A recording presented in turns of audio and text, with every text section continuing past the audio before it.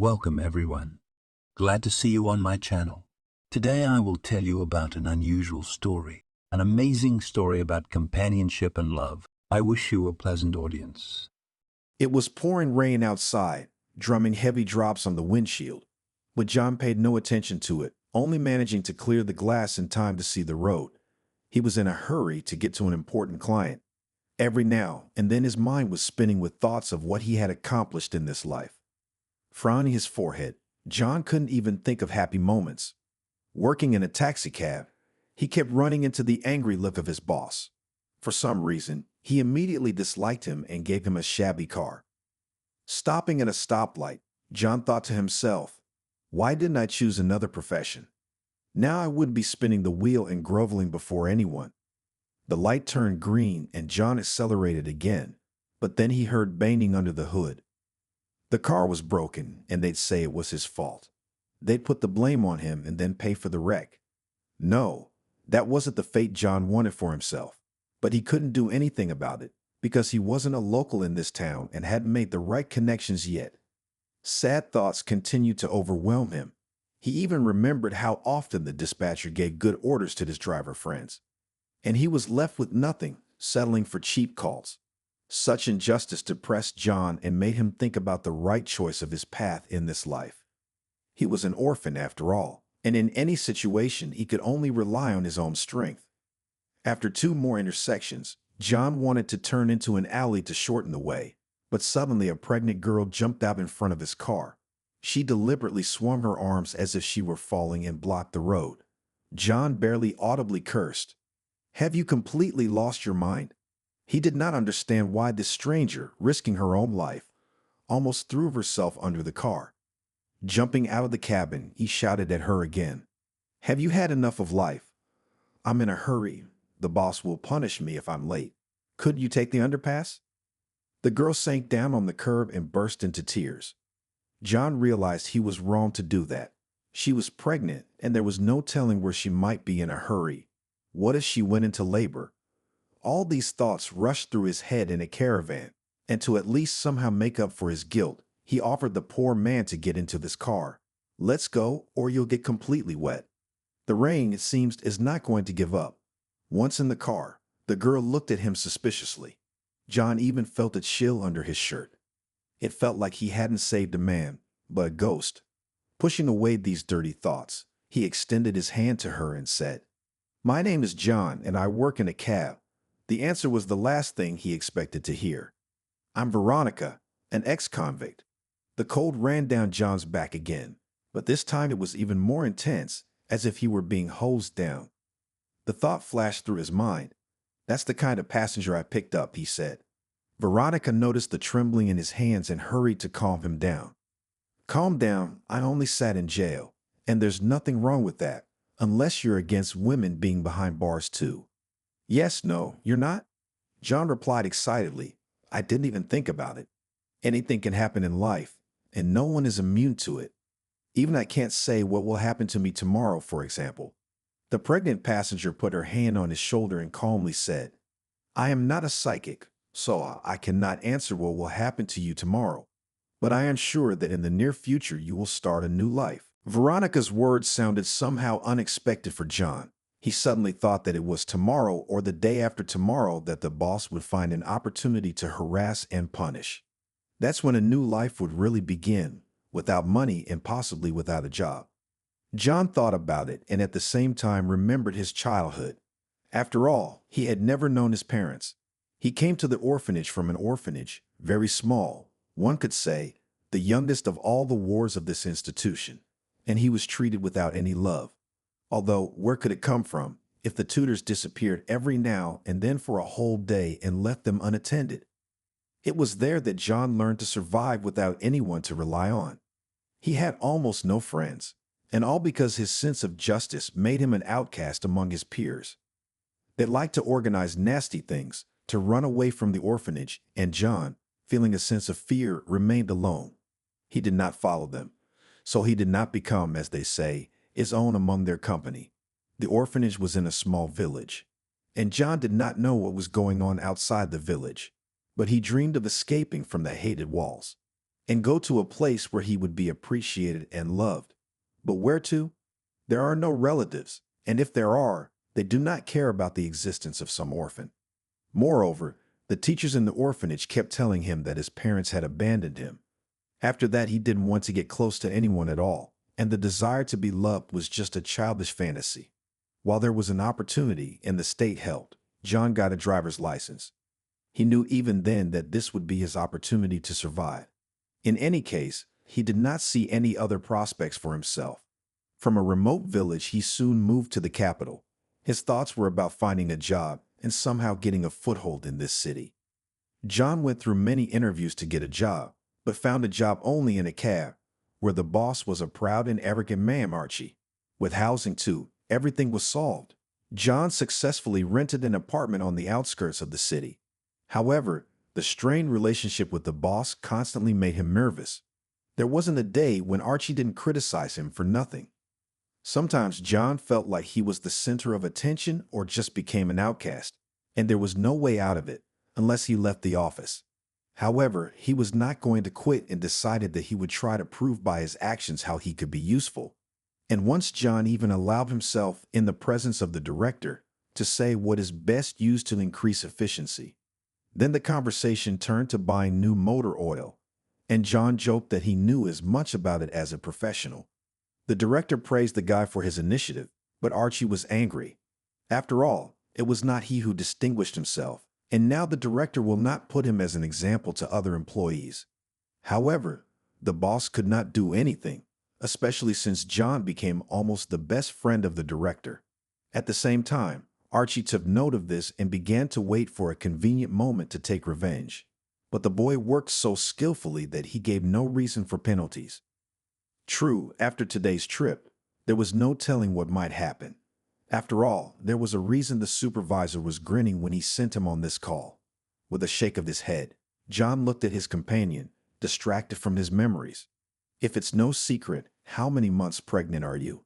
I'm about to give birth. I'm past 7, Veronica replied with a smile. John stopped in front of the traffic light again. I'll probably never have children. I'm alone. I haven't found my life partner. And probably never will, because I stopped trusting people. You have everything ahead of you. You just need to believe, said the girl. If you want to, you can change your life. I can see that you are a kind guy, but trusting. And that's great, but you just don't notice it and think that everything passes you by. Maybe you're right, and I do need to make some changes in my life, John said with a shrug. Veronica immediately said that she would pay him back, but she needed to get to the address. She went on to say the street and the house number. John shook his head and through his teeth said, "Come on, I don't need anything. I realize you don't have any money. Do you know how many passengers I've had like you?" "No, what's that got to do with it?" "Because all they said was, 'Wait, I'll get the money, I'll pay you.' And when I bring them to the address, they run away. No, you can't fool me, and there's no reason to do that. I won't take money from you. I'll give you a free ride." The girl bowed her head and spoke almost in a whisper. "I'm not a beggar, if that's what you think. Yes, I'd had to spend enough time in a place where you think about freedom all the time. But that doesn't mean I've lost my human form and can't be held accountable for my actions. You're wrong, and I'll prove to everyone that I'm not." John raised his eyebrows and replied jokingly, "All right, have it your way, but keep in mind that I won't take you any farther than the address you gave me. I have a reservation and I may not be able to make it in time." Veronica nodded, and for the next half hour they drove in silence. John looked at the road and the girl at her lap. She didn't cry, only her shoulders shuddered. Fixing her hair, Veronica glanced at John and smiled. He did the same, but restrainedly, the word afraid of an unexpected turn. Finally, when they arrived, John pointed out that this was a bank branch. Veronica waved in response and got out of the car. John, as promised, didn't charge her. He forgave her the trip, realizing that in such a position the girl did not care about expenses. Not only was she pregnant, but she had recently been released from prison. As she walked to the bank building, he continued to stare after her. John purposely did not move from his seat, waiting to see what would happen next. He had already mentally imagined that now the sirens would blare, police and ambulance cars would come. But 5 minutes passed, and there was silence all around, people going about their business and no alarms. Making sure Veronica wasn't going to rob the bank, he stepped on the gas and drove on. But as soon as he reached the intersection, John tapped his hand on the torpedo and said, "That's it. I've completed an order for an important client. Now he'll complain to the boss and he'll leave me without money for sure." He arrived late to the important person. He didn't say anything, but he looked at John unhappily. That was enough to make him realize that he was in for a big showdown at the office. He was silent the whole way, afraid to say a word, and the client was in no hurry to talk, staring at his clipboard. A couple hours later, John was free and driving in the direction of the office. His heart was clenching inside from the feeling of worthlessness. After all, he wouldn't even be able to say anything to his boss, and he would be right if he punished him, although there was hope that the client would not complain. Leaving the car in the parking lot, the guy almost ran into the office building. Mickey walked past him and smiled evilly. There was a constant feud between the two of them. Mickey was taking over the fattest orders, and rumor had it that he was pleasing Archie with his methods. John thought about it, and it made him uncomfortable. Yes, this is now your future interior. I brought this chair here on purpose. You need to feel the hopelessness and the poverty. Do you know why I need it?" "No, I think your sense of humor is off the charts," John said with a shudder in his voice. "You're partly right," Archie said, patting him on the shoulder, "and I do have a sense of humor. But not in your case. I know all about being late. Did you think that if you left for a call in another city, I wouldn't know anything?" "I'm sorry, Archie, but I've been stuck in traffic a few times and my car's a bit of a mess." John tried his best, but he realized it was useless. And if the boss made a show of it, then it was obviously for the sake of his ego. Archie had a lot of pride. He could spend hours looking in the mirror and adjusting his tie. He loved himself probably more than anyone else. Pointing to a chair, the supervisor motioned for John to sit down. "Yes, no, thank you. I'd rather stand," he replied nervously and clenched his hands into fists. "Well, it's your business. Maybe it's for the best. I put a satellite tracker in the car on purpose. I knew it would serve me well." "What are you talking about, Archie?" "What I'm saying, John, is that I've seen your entire route. You stopped a few times. You went down a few alleys. You'd even managed to end up outside a bank. Don't tell me you have an account there and you're checking it out. Well, of course, we've abolished cell phones." John felt hot when he heard the word bank. He joked to Veronica about not robbing him. Had she really robbed him? And now he was an accomplice. Trying to push the thought away from him, John frantically asked again, "And you didn't see anything else?" "No, but that's enough for me to punish you. I just don't know how to do it in a way you'll remember for the rest of your life." "Let's just reprimand you," John said pleadingly. "It wouldn't do you any good," Archie said menacingly. As soon as he had said that, Mickey entered the office without knocking. He looked at his boss and asked without any embarrassment, "Well, have you told him everything yet?" Didn't realize what was going on. John jumped up to Mickey and stared intently into his face. "You're getting fired, buddy," Mickey replied cheerfully. John turned his attention back to Archie. "But you can't do this to me. I've done so much for you, always filling the most difficult and cheapest orders." "You have set me once," the boss said sternly. "You shouldn't have flaunted yourself in front of the director. He, because of you, stopped paying me a bonus and a raise. Do you think I can forgive you?" "No, John, you're wrong. You're fired. Get your paycheck and don't let me see you again." John lowered his head and slowly staggered out of the supervisor's office. John thought, Veronica was right when she said that my life was about to change.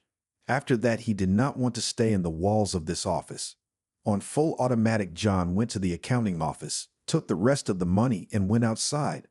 The wind blew his curls, and he silently stared into the void. After all, the unknown was ahead, which smelled cold. Suddenly, the bank came to mind, and John shuddered again. What if I really did rob it, and Archie let me go on purpose, and then the cops come? With a shake of his head, the cabbie waved his hand and wandered back to the bus stop. Now he could only travel by public transportation, and if he didn't find a job soon, he would have to walk. Only it was unclear where to get a job. John has not mastered any other profession. He has no diploma, and no experience either. It turns out that he is a man without a profession, without a family, and without a tribe. Somehow he felt badly at heart, and he barely restrained himself from crying. Passing people turned around, thinking that the man was not all right. John stood at the bus stop and whispered something to himself. At the same time, several buses passed by in the right direction, and only his grandmother, holding a heavy bag, suddenly stopped beside him. "Why are you sad? The weather is nice, the rain has stopped, the sun is warming up." "Yes, you're right, the weather is fine, but it doesn't make me feel any better. I got fired today because my boss took offense to me." Squinting her left eye, the grandmother came closer and whispered, "Do not worry because you did not do it on purpose. There will be a holiday on your street. But remember, when he comes, don't send him away. It's your destiny." "Are you two in cahoots?" John asked angrily. "All I hear is secrets. Who can tell me what's going on here?" As he waved his arms around, trying to get an answer, Granny disappeared around the corner. It was as if she had only appeared for a moment to share another secret with John. Utterly bewildered, he got on the bus and drove home. At the store, John bought a loaf of white bread and a carton of milk. He knew Perry was waiting for his master.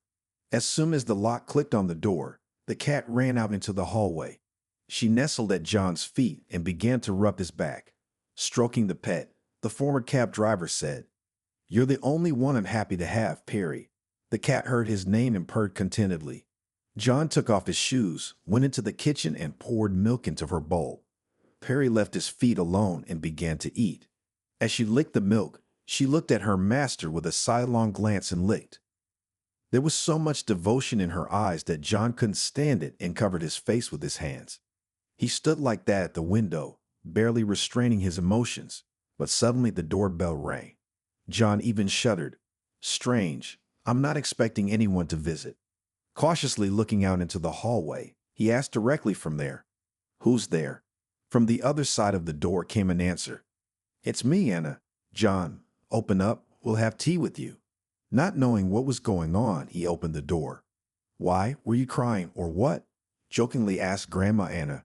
"Oh, well, let me wipe your face. That's better, and you don't have to shed tears." "I'm sorry, Anna," John said in an apologetic voice. "I've had a hard day today. There's no reason for fun, let alone a tea party. Perhaps you could come back some other time." "Well, what about it, John? I'm a birthday girl, in case you've forgotten. 77 years old already. I couldn't resist treating my favorite neighbor." Shaking his head, John said guiltily, And I'm so busy at this job that I forgot about everything in the world. And first of all about my personal life. Don't look at me with surprised eyes. I know you're not seeing anyone. It's about time. You're a big man and you need a family. It's no good, John, living like a bum. You'll be old before you know it." "Anna, what about your family? Shouldn't you be sitting at the table right now?" "Oh, John, you still don't get it." The neighbor began with a deep sigh. "My children and grandchildren only come for a couple hours or less. They have their own things to do and they're not interested in sitting around an old lady. If my husband were alive, I would miss him. But as it is, sometimes I sit by the window and watch others walk with their children or grandchildren." "I see what you mean," John said sadly. "But I'm not meant to be a family man. I'm always at work and I spend all my time trying to support myself. I'll have to save money soon, though, because I've been fired." "That's a shame, John, but you mustn't despair. Why are we talking on the doorstep? Let's go in the kitchen so I can take care of you." John couldn't refuse the offer. They went into the kitchen together and set an impromptu table for an hour. It seemed that Grandma Anna had decided to continue the birthday party. She cut off a piece of cake and placed it on a plate in front of John. "Heat up. There's salad, sausage, cheese. Don't think I don't eat enough. I'm not old enough. And my appetite isn't what it used to be, though I remember what it was like when I was young." "Tell me, Anna, do good things come back?" "Well, it happens that you do something good for a stranger, and then good things happen in your life." "Of course, John, and you're asking me. I'd helped a lot of people, and they'd help me back. It's true that not many people have been coming lately, but I don't mind. I've done all I can." "Why did you ask me that? I guess you gave someone a free ride?" "And you know everything," John said cheerfully. "Yes, I gave a girl a ride, and she didn't have the money to pay me back. I had to let her go in peace and wish her luck." She was in such a hurry that I didn't really ask her anything. John purposely didn't tell his neighbor that the girl was in jail and pregnant. He just didn't know how she would react. What if she shamed him? He had enough shame for today. He didn't need any more problems. On the other hand, Anna would hardly blame him. She wasn't the kind of person to look for flaws in someone she respected. The tea party ended towards nightfall. John saw Anna off and returned to the kitchen. There was a half-eaten salad on the table, a few pieces of cake in a plate, and a couple of sandwiches. He carefully put the treat in the refrigerator. He didn't want to eat anymore, but he needed to think about what to do next. Starting up his laptop, John began to methodically look through the information on job sites. Everywhere required experience and education, which of course he didn't have. And that meant only one thing: to go to the movers. Their special skills are not required. Just manage to do what you are told. From that day, John had a new life. He no longer drove a car, but constantly worked in the fresh air. And it made him less and less anxious to think about the dim prospects. Was this really why he had come to the capital? Going over in his head all the things he had planned, John suddenly came to the conclusion that he had accomplished almost nothing. Yes, he had succeeded in gaining a foothold in the capital, but what's next? What are the next steps? This he did not know yet, because he had fallen a step lower and would have to start all over again. He remembered some moments of his childhood when he literally had to pull out the freedom of choice with his teeth. And if it wasn't for his wits, there was no telling where he would be now. For some reason, he wanted to see his parents. But John realized that was simply impossible. They were gone, just as they had been gone all these years while he lived in the orphanage. They gave up on the child, abandoned him, and decided to arrange their lives without him. It's like the toy store, when you don't like something and you can take it back. John tossed and turned at night and slept badly, tormented by the thought that his whole life revolved around work and home. And there was no room for love to warm his soul. Anna was right to say that it is necessary to have a loved one near you so that you don't suffer from loneliness. It is so hard, especially in old age, when it seems that life has frozen and you don't know when the day will come and you will be able to breathe a full breath. True. And the neighbor was not all so happy. She herself admitted that the children and grandchildren come for a short time. They have their own interests, so they need grandma only when they're in the mood. Such a future frightened John. He did not want to remain a useless old man.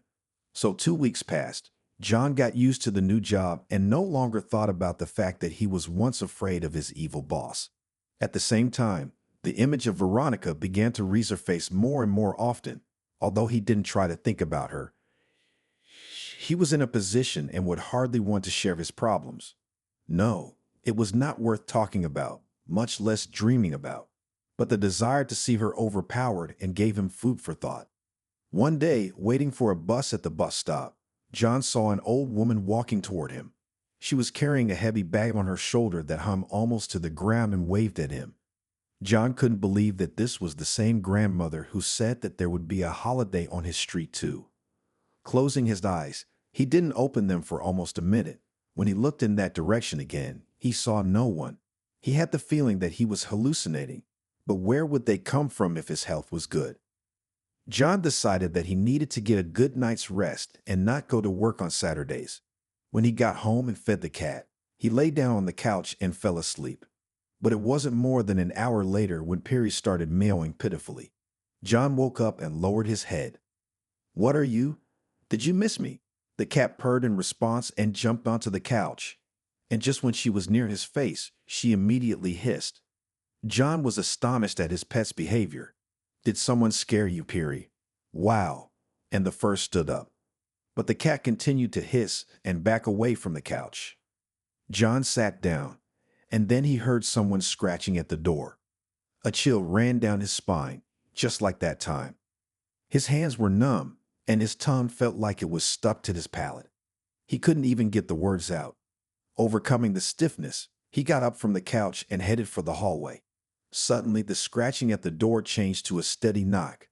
But it wasn't a firm thump. It was as if a woman was trying to get through. Right? It must be the neighbor, Anna, John thought, and hurried to open it.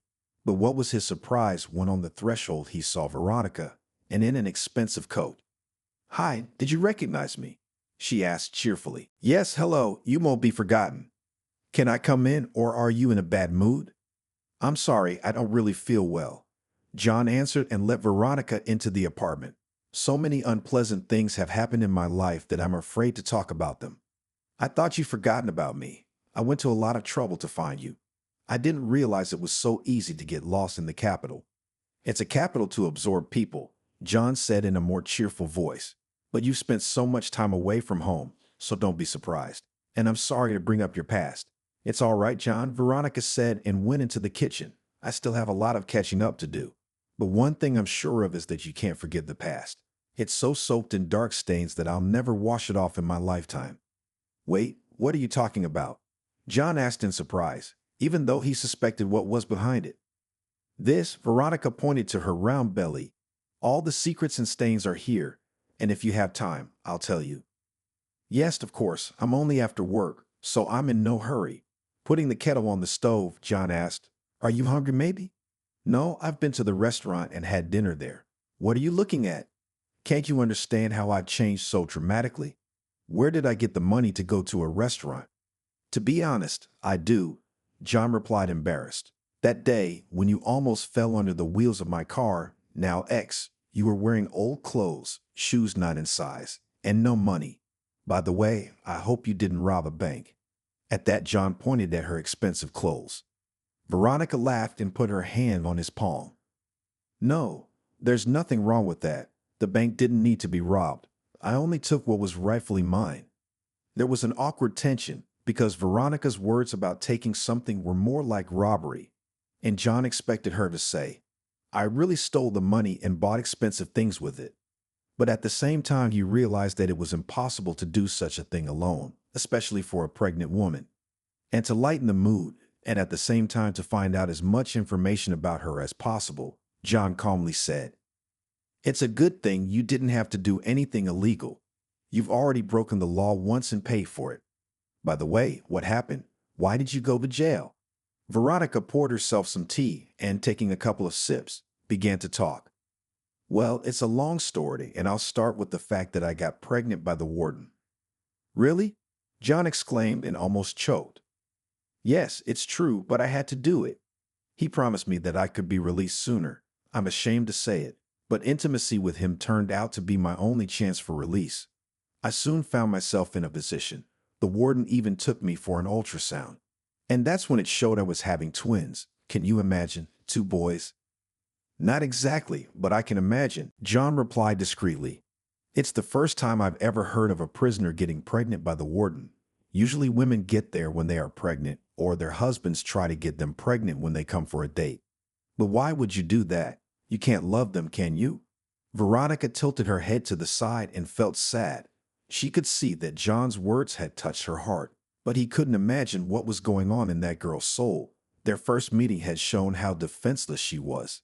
And here was a sudden change in image and trusting sincerity in front of a man who was a stranger to her. You see, John, I had no other choice. I had to go free to get my revenge. Okay, so you didn't just get pregnant for no reason, you got pregnant to fulfill your evil plan. Wait, don't be so judgmental if you don't know anything.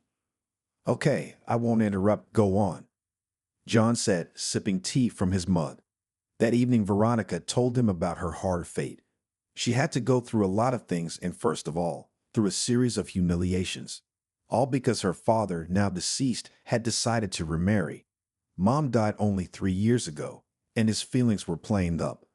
Veronica did not dissuade, realizing that the father is a grown man and is free to decide his own fate.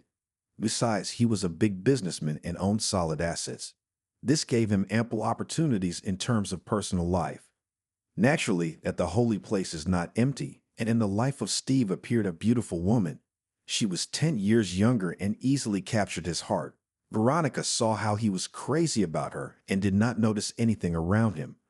True, she also had a small business, and business at the firm did not allow full control of the situation. She had to torn between home and work.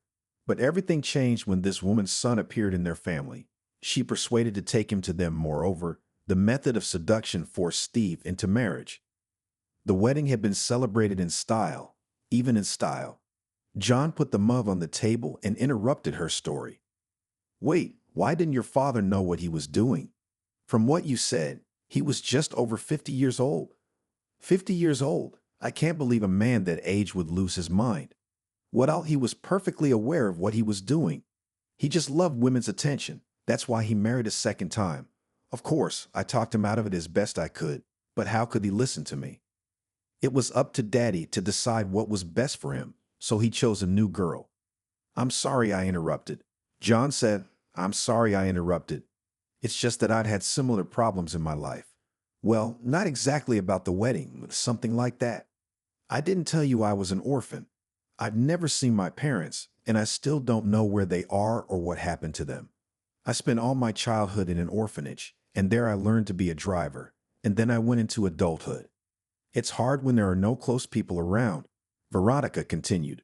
I realized it when I found myself behind bars. My half-brother Alex arranged a trip to the colony for me. The son of my father's new wife. I don't even want to say her name. The two of them really got on my nerves. John realized he needed a break. Let's cook something together. Let's cook something together. I realize you can afford restaurants now, but I don't have the means. I got fired from the cab company and I can't make much money as a longshoreman. Wait, so this is all because of me? Veronica asked with a gasp. You were late for a call and got kicked out. Almost. It's just that being late was an excuse. But seriously, the boss had a grudge against me for a long time. He hated me from day one. He thought I was a competitor. Why? Once, I took the initiative in front of the director and told him the best oils to buy for cars. And then he suggested his own ideas several times, for which he paid the price. Yes, the boss is a beast, laughed Veronica parried. Well, beast, not beast, but selfish and proud. That's for sure. But it's all right, he'll remember me. Together they cooked a light dinner and ate a little snack. John noticed that Veronica was no longer acting as if she were seeing him for the first time. It was obvious that she had developed a liking for him. Looking at her belly, he asked, Will you give birth in a regular hospital or a paid clinic? Now you have these options. Listen, what about this brother? Where is he?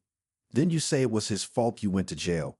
Veronica replied that time would tell and added, Yes, that's right. Alex has failed me on every count. I trusted him with my business, or rather, I took him into the company to help with the accounting and human resources issues. And what he failed? John asked. Not a word. He made me in the eyes of the tax service. Not only that, he turned my employees against me. He turned out to be a crook, and I was responsible for everything. And honestly speaking, I don't regret it at all, because I gained invaluable experience. What kind of experience, if you don't mind me asking? I learned how to survive in difficult situations. Plus, I can tell if people are good or evil. You know, that's pretty much what I went through when I was in foster care, and I think you and I have similar destinies. Stay at my place. I'll make a bed for you in the hall, and I'll lie down on the kitchen sofa. Veronica agreed, especially since she had no intention of leaving. She hadn't just been looking for John. She liked him the first time they'd met, and she decided by all means to find the kind cab driver. But as it turned out, she'd gotten him fired, and Veronica, feeling guilty, decided to remedy the situation. She saw how reverently he treated the car. After all, for him it is not just a pile of iron, but a real friend. When she fell asleep in the new apartment, Veronica already mentally saw herself next to John. All that remained was to find out how he would feel about other people's children. Her story about getting pregnant in prison had made a lasting impression on him. In the morning, she heard dishes clattering. For the first time in years, the noise was not annoying. Veronica simply remembered how she had risen, almost with the first rays of dawn in prison, when all of her cellmates were already rattling their cups. But it was good to hear the clatter of dishes now, so she went into the kitchen. Morning, John. Morning, Veronica. What are you doing up so early? I'm just making breakfast, so it's gonna be a while. I just couldn't sleep well, thinking about us, Veronica said carefully. What do you mean? John asked, pretending not to understand. I haven't told you everything. There are other things you need to know. Wow, so I'm going to have to be even more surprised. John asked excitedly. I thought that yesterday you had put an end to your past. You didn't want to go back there. It is. The past is far behind me, Veronica replied. But there are things that need to be done to put it to rest. And in that regard, I'd like to ask for your help. I'm sorry it's so sudden, but I can't do without you. Great. I'm back to the day we first met, John said cheerfully, setting 2 plates of scrambled eggs on the table. And it's as if I had to go all the way from cab driver to loader again. John, I'm a little while away from giving birth, and I need to get back what I've lost. I was talking yesterday about how my stepbrother gave me a trip to juvie. Well, he and his mother have taken over my business. We need to punish them and take my company away from them. I put my heart and soul into it, and it's all ruined. Veronica cried, and John hugged her. He felt a shiver under his arms, and his heart clenched even more tightly. There was a girl standing before him, helpless, though she had become rich. It was in his power to help her now, and if he didn't, he would blame himself for the rest of his life. John ran his hand through her hair and said, "Okay, I'll help you, but I don't know how. I mean, I'm sure your relatives are powerful people, and they have connections that we can't get through." Veronica took the documents out of her purse and handed them to John. Here is all the money I have in my account." Looking at her in surprise, John asked, "Wait, but you said they robbed you of everything, didn't you? And here's a fortune." "Yes, that's right," Veronica replied with a heavy tone in her voice. "They took not only the firm, but also my father. He died while I was in prison. The news came when he was already buried. I wasn't even allowed to say goodbye to him." John hugged her again, but in doing so, even kissed her. He did it without any preparation, in a burst of emotion. And Veronica responded. She pressed herself against him with her whole body, as far as possible because of her rounded belly. The young people stood for almost a minute, not letting each other out of a strong embrace. From the outside, it seemed as if 2 loving people had met after a long separation.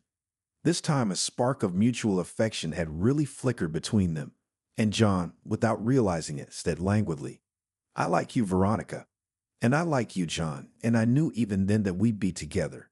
It's just that you didn't react so viciously to the fact that you were facing an ex-convict. What was I supposed to do? Yell and chase you out of the car? I don't know, but more often than not, people shy away or look disdainfully at those who come from prison. I don't care, I'll never blame you, and let's see what we can do with your company." Here, I withdrew some of the money from the account, but not all of it. Veronica pointed to the numbers on the documents and checks. "I had to clean myself up and pay important people to find you." John suddenly thought about the fact that Veronica might have approached his former boss, and to make that point clear, he asked an intriguing question. "Did Archie help you with this by any chance?" "I don't know who you mean, but if it's so important to you, no." Veronica replied sharply. "Other people helped me, but I couldn't expect more from them. They did their best, knowing what they were getting into. Now I need to negotiate with the lawyers and force my stepmother and her son to return my firm." John agreed to help Veronica without any money. It was a matter of principle for him now. He knew what betrayal was and how it felt to be humiliated. Together they reached the most experienced lawyer in town, and he, after a long negotiation, gave his word that he would help to sort out this tangled problem. John also learned that, as it turns out, shortly before his death, Veronica's father opened an account in her name and transferred all his savings there. Veronica's stepmother was unaware, but if she had gotten wind of it, she would have forced Steve to give her access to the money, so the father took care of his daughter's future. But he couldn't help her avoid incarceration, and he may have tried to redeem himself there. That's why Veronica decided to go all in. She knew it was the only way to get the firm back and clear her reputation. John did his best. He even had to quit his new job. He kept an eye on what the stepmother and her son were doing. Alex was living the high life. He had no problems with money because everything gave business. Observing how this guy behaves, John identified several points. And first of all, it is relaxed, lack of vigilance and unwillingness to do anything more or less serious. In no comparison was not stepmother. She followed the order of the firm and skillfully managed the entire process. It was as if she had been in business all her life. John told Veronica what he had seen. "Good. So they're not expecting me to show up," she said with a slight look. "We must act decisively so that they have no time to retreat."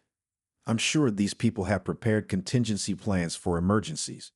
You know best, Veronica, John retorted. I just want you to be okay.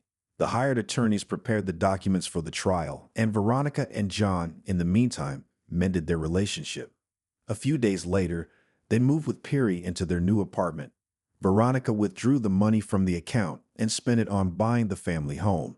Neither of them had any doubts anymore that this was the beginning of a life together.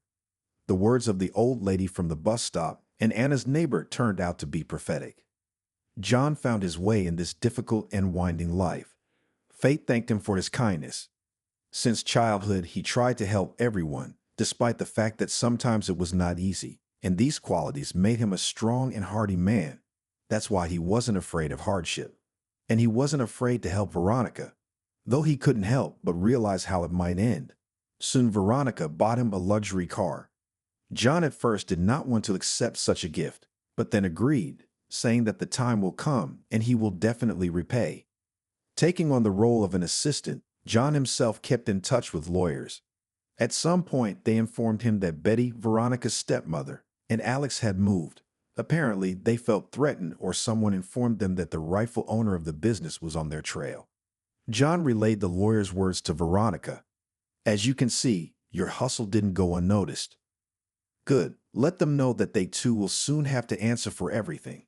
By the way, how do you like the car? Did I get your taste? Thank you, Veronica. It's the best gift I've ever gotten, John replied and pulled Veronica close to him. She felt warmth all over her body and laid her head on his shoulder. Suddenly, she heard John whispering, "You are my good ones. I'll see you soon." Not only that, he was stroking her belly. Veronica realized that John would definitely not push her and future children away. She hadn't made a mistake with her choice. He was the right man for her, and it didn't matter what other difficulties she would have to overcome. The main thing is that now they are together and no one will separate them. But Betty's evil stepmother didn't keep her waiting long. She sent to Veronica's house her beloved son Alex. But he was unlucky because John intercepted him. They ran into each other right outside the driveway. John recognized Veronica's half-brother right away. "Hello, what's your hurry? Aren't you going to your sister's?" "Excuse me, but we haven't met, have we?" Alex whispered and sharply shrank. John realized that he didn't expect such a meeting and decided to go straight ahead. "We don't know each other that well, though I've heard a lot about you, and I'm not happy about what you and your mom did." "What the hell? Let me through?" Alex shrieked and tried to run into the entryway, but John grabbed him by the collar and shook him hard. "Listen, you slug, I stopped you for a reason. I know all about what you and Veronica did. This isn't meanness. This smells like a crime. Why don't we step aside so we don't disturb anyone?" At that time, people came out of the entrance, and Alex tried to address them. John reacted lightning fast, punched him lightly in the stomach, and led him to his car. "Now we won't be interrupted. Tell me who put you up to framing Veronica and sending her to jail. And don't try to lie. I'm gonna find out the truth. But then it will be worse, and I'm not kidding." Alex nodded frantically and with a tremor in his voice began to tell. "It was my mom's idea. She wanted to take over Steve's business, but Veronica was in the way, so she asked me to make the businessman's daughter disappear for a while. And you couldn't think of anything else to do but put her in jail." John asked angrily, "What else could I do but kill her?" "Well, at least you've got your head on straight here. What else do you know?" "I swear, nothing else," Alex whimpered. "I don't believe it, and do you know why?" "Why?" "Because Veronica's father passed away suddenly. Don't you think that's strange?" "He wasn't old enough to have a heart attack," Alex said ingratiatingly and looked up at John from under his forehead. "Seriously, and you expect me to believe that?" He was only 54 years old, and Steve's health was nothing to complain about. "I've already learned something, as you can see. I didn't just sit around. And I've looked into your whole life with your mom. I've got you on the hook, and don't you dare play any tricks on me." Before he could finish the last words, his phone rang. It was Veronica. "Yes, my love, I'll be right there." She was screaming and shouting. "I'm going into labor. I need to get to the hospital right away." John looked at Alex, and frowning his eyebrows, he spoke angrily. "Go, I'll let you go for now. But it's only for now. Soon the sweet life will be over for you. Alex flew out of his car and ran away from the yard. Meanwhile, John went up to the apartment, assessed the situation, and called an ambulance. Together with Veronica, he arrived at the maternity hospital, but he was not allowed inside. He had to wait for the doctor to come out and tell him what was wrong with her and how she was feeling. Half an hour later, the obstetrician on duty showed up. "You're very good for not being confused. Your wife is going to stay with us for the time being. The contractions were false, but there are indications that she'll give birth soon." "Doctor, it's still at least 2 weeks away, isn't it?" "I understand your worries, but nature dictates when your children will be born, and it's great that you're having twins. You should be happy and thank God for such a generous gift." "Thank you, but they're not." John wanted to say that the babies weren't his, but he stopped himself. Besides, the doctor thought they were husband and wife. Inside, somehow everything turned upside down, and he hurried outside. Just at that moment, a window on the second floor opened and Veronica looked out. She looked at John and said loudly, "I love you." Taking a deep breath, John responded in kind, "And I love you, and our children. You know, the doctor thought you and I were husband and wife. And you didn't like it when he said that?" Veronica asked. "Why, on the contrary, I liked it. And I even already know what I need to do for that." "Wait, don't go away. Stay with me a little longer," Veronica asked, and pressed herself against the window frame. "I haven't had time to do anything. I need to move on and get the firm. What do you say? Should we leave it as it is?" "No, Veronica. You get ready for the birth, and I'll take care of it myself." After these words, John got out of his seat, got into the car, and drove to the law office. But they were already waiting for him. "John, have a seat." The lawyer offered him a chair. "Yes, thank you. We're all set, so we can start the trial tomorrow. And I'll tell you that Betty has driven the firm into bankruptcy." "But how could she, Edward?" John exclaimed.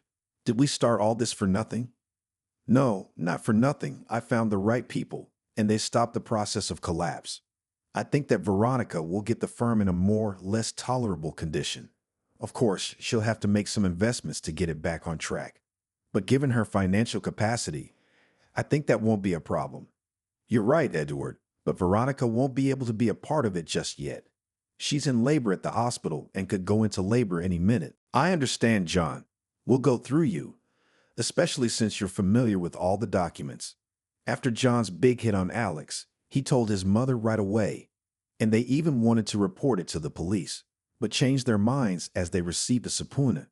In addition, the benefactors warned that it will be serious proceedings, and it's better to settle things peacefully now than to look at the sky in a box later. Betty disregarded these warnings and thought she was free to decide for herself how to deal with the firm.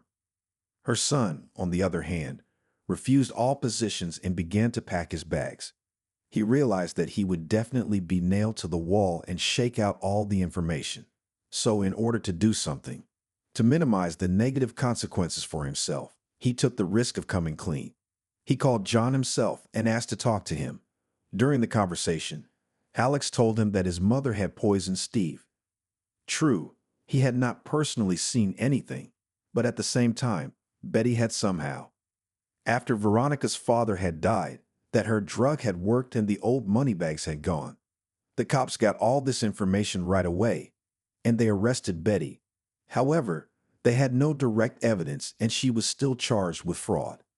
Alex was left under house arrest for his cooperation with law enforcement and his sincere confession. But it was only temporary, because after the trial he might have faced a real prison sentence. It took several days to unravel this insidious tangle, and all the while, John visited Veronica every day. He couldn't imagine himself without her, and she was glad that someone needed her. One time the nurse even let them be alone together, and there John, on one knee, proposed to Veronica. It was so touching that Veronica couldn't help but say yes. She said it was a real blessing for her, and began to kiss John, so much so that she grabbed her stomach and screamed, "I'm having contractions again, and I think my water's breaking." Immediately, all the medical staff rushed, and she was taken to the labor room. John, of course, went downstairs and waited. For 3 hours, he sat patiently in one place until finally the doctor came out and said, Congratulations, Daddy, boys. One is 3,700 and the other is 3,500. At this point, John cried and hugged the doctor tightly. How happy I am to have had two sons. Then he said this phrase again, but so loudly that it seemed that all the patients in the hospital could hear him. Even Veronica smiled when she heard. She was lying in the room, and next to her were her two babies. She looked at them and tears were streaming down her face, but they were tears of joy. The next day, John came to the law office again. Edward informed him that Betty was charged with fraud and would not be released anytime soon. Alex, on the other hand, might get probation. But most importantly, the lawyer added, we can get Veronica's firm back. Now we are preparing the documents, and I think that in a week or two everything will be finalized. In the meantime, congratulations on the birth of your children, and may you all be well. Thank you, Edward, but I know, that's why I'm saying it's gonna be okay. John realized that the lawyer was in the loop, and he was. He'd be sure to keep it a secret, especially since they'd become practically close friends. A week passed and Veronica was being prepared for discharge. John came to pick her up in the car he had bought. He decided to wait until it was packed and brought a bouquet of flowers and champagne. A minute later, a cab pulled into the yard and Archie got out. He met John's gaze and said loudly, "What people are you working as a cab driver again? And who trusted you with such an expensive car?" "Good day to you too, Archie," laughed John, "but this is my personal car.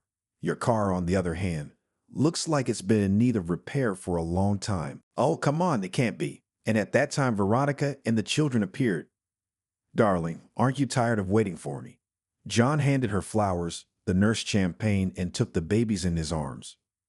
"No, darling, what are you? I'm ready to wait even forever." After kissing Veronica, John turned to Archie and said sarcastically, "And how come you've been promoted from supervisor to cab driver?" He wouldn't listen, though Archie was mumbling something else. They didn't care about him, because the most marvelous thing in their lives had happened. A week later, Veronica herself came to the lawyers and thanked them with the successful completion of cases. Her firm returned to the rightful owner. Edward tried and in an accelerated manner formalized all the necessary documents. He also appeared in court as a defense attorney and provided evidence of how Betty and her son Alex had fraudulently taken the business from Veronica. She regained her reputation and was able to stop the bankruptcy process. Together with John, they decided to run the firm, and in order not to lose driving experience, he agreed to be her personal driver. "Why, that's even better. You don't have to bring in an outsider." "Okay, sweetheart, but it's only as a part-time job. The rest of the time, you're my assistant." Betty got the maximum sentence on that count and went to jail. Alex was recognized as an accomplice, but for the fact that he cooperated with the investigation and wrote a sincere confession, got a suspended sentence. And no one heard about him anymore. He left for the countryside and decided to do some farming there. Soon Veronica and John got married. They were favored, and in a week they were married. The words of the old woman at the bus stop came true, and they also had a celebration. And it was good that John did not give up his happiness. Anna and the doctor from the hospital were invited to the wedding. They didn't really have anyone else to invite. Veronica had no parents and John was an orphan. And so it's the same fate for the two of them. After the babies were born, they were registered in John's name. He insisted on it, saying that it was not a matter for them to be brought up in an inferior family. Veronica did not object, because she saw her future only with John. On the other hand, her stamina could only be envied. She had endured so much and had not lost heart. The firm with difficulty, but they pulled out of the financial crisis. Now it is fully functional and generates income. True, the whole staff had to be changed. They were saturated with hatred for Veronica, and they could not be left. John himself recruited new employees that all went through his system of checks. Veronica hadn't forgotten about her father either, and she picked a time to visit his grave. He was buried next to her mother, though he was lucky in that. Veronica stood by the tombstone for a long time and cried. Fate had treated her cruelly, but she also corrected the mistakes she had made. Or maybe it was her parents from heaven who helped her daughter to cope with difficulties and find love. "Where am I going? Why?" thought Julia, mentally merging with the clatter of the wheels. The train was going nowhere, and that suited the woman just fine. She had recently turned 30. Time to summarize the intermediate results of her life, and they were not happy from the word at all. She had recently divorced her husband, and since then the relationship with the stronger sex did not add up. She never got her own place, and a week ago she quit her job, even though her career was on the upswing, simply because she was tired and felt empty inside. And about housing, is it possible to earn money for it, especially in Moscow? An old woman's voice pulled her out of her thoughts. A traveling companion, the smiling grandmother asked. What, you decided to go to the sea too? Yes, Julia nodded. Sun, beach, seafood. Maybe you'll find a man too, the woman said and winked. Her words made Julia irritated for some reason. Could she really see that she was lonely? And do people go to the sea just to have a fling with someone? No, she needed a reboot. Something more than just a fling. She needed to figure out how to move on. Why do I need a man? Julia said. They're just trouble. I'm fine on my own. Or with my girlfriends. Are you one of those? The grandmother asked and winked again. Now the young woman began to laugh. The harmless old woman was just joking, that's all. In principle, quite funny. Probably on her way to some sanitarium. Or one of the last reunions of her life. Or maybe she bought a trip with her last time and hopes to have a good time. Oh, Grandma, you don't know what the prices are like in Orlando. Orlando? Julia exhaled. It's like running away from myself. My soul calls me to the Cape d'Azur, or to the resorts of Rimini, where the sun is endless, where people smile and you feel like the most important person in the world. I'd like to go surfing on the Spanish coast, braid my own pigtails. Grandmother was silent, thinking over her companion's words. For a few minutes, she savored all these dreams of her companion. The sea somewhere in Western Europe, another culture, smiling people. You need a man, she said. You're on the plus side in any situation. Either he'll be good, and you won't have time for bad thoughts, or bad, and then you'll know exactly who's to blame. And she laughed, satisfied with her joke. This time the old woman's words were annoying. The train had left Washington only an hour ago. They were to spend the whole 24 hours in the same compartment. If she kept spouting this old wisdom, she might well lose her mind. But Julia decided not to give her aggression a chance. One must be patient and lenient. What is your name? Julia asked. Landa, answered her grandmother. Parents then decided to stand out. And the full name? Probably Linda, I have no idea. In the 90s, I was called Samara, then Granta. And recently, can you believe it? They called me Mongoose. Oh, Largus. But I've gotten used to it over the years. Now it was her traveling companion's turn to laugh. But then she suddenly became serious. Her head was flooded with heavy, bad memories. For that was the name of a woman who... I'm Julia, said the young woman. Pleased to meet you. You see how it happens. With you in the compartment could be some grandfather, with whom you would then drink wine on the beach. But you got a woman. I don't know if I'm young or not. Young, my grandmother waved her hand. What are you? About 35 years old. You could say I've just started to live. The impudence of the traveling companion was beginning to strain. Think about it, 35. Actually, Julia took care of herself. She went to the beautician, 2 evenings a week spent in the gym, and another in the pool. She regularly updated her hair to make her blonde hair look almost natural. I just turned 30, Julia replied, and you must be approaching 90. The grandmother laughed again. The young woman looked at her closely and tried to understand what surprised her so much about her traveling companion. At first glance, nothing unusual. Short haircut, neat wrinkles, white teeth. Summer clothes. You can't go to Orlando in a headscarf and boots. But still, there's something odd. The old lady looked happy. The barb didn't faze the grandmother. She didn't complain, but radiated immense optimism. Perhaps that's what annoyed Julia. "Oh, granddaughter, you need to go to the sea urgently," said the old woman. "I'm sorry, but you have accumulated a lot of evil energy. It's all right. The water will take it all away." "I'm sorry," Julia said. "I don't know what came over me. Honestly, you don't look 90. "I'm 70, by the way," Grandma said. "All my hair, and my teeth, and my joints. Do you want me to tell you the secret?" "Go ahead," the companion waved her hand. "You need a man," Landa said, flexing her fingers. "A bigger man. Give birth by him, that's 2. And better not one selfish son, but 2. Or 3. A good job is 3. One that not only takes energy, but gives it." Landa turned away and looked out the window. How many times had she heard that kind of advice over the years? You'd think men would be happy. Julia hadn't had many, but each one had brought her nothing but disappointment. A tear ran down her cheek. No, the psychologist told her that she should never feel sorry for herself. You have to stay strong. Suddenly, there were shrieks. There were children running through the corridors, and the sound of them playing irritated Julia. "Can't they keep it down?" the young woman almost shouted. "Who is it that drags such small children to the sea? Judging by the screaming, they are not even 5 years old, and also sends them to walk along the corridors of the train alone. That's dangerous, by the way." There were many different cases. The kids were still yammering somewhere very close by, literally under the door. You could not only hear their voices, but also make out individual words. It seemed they were going to play hide and seek.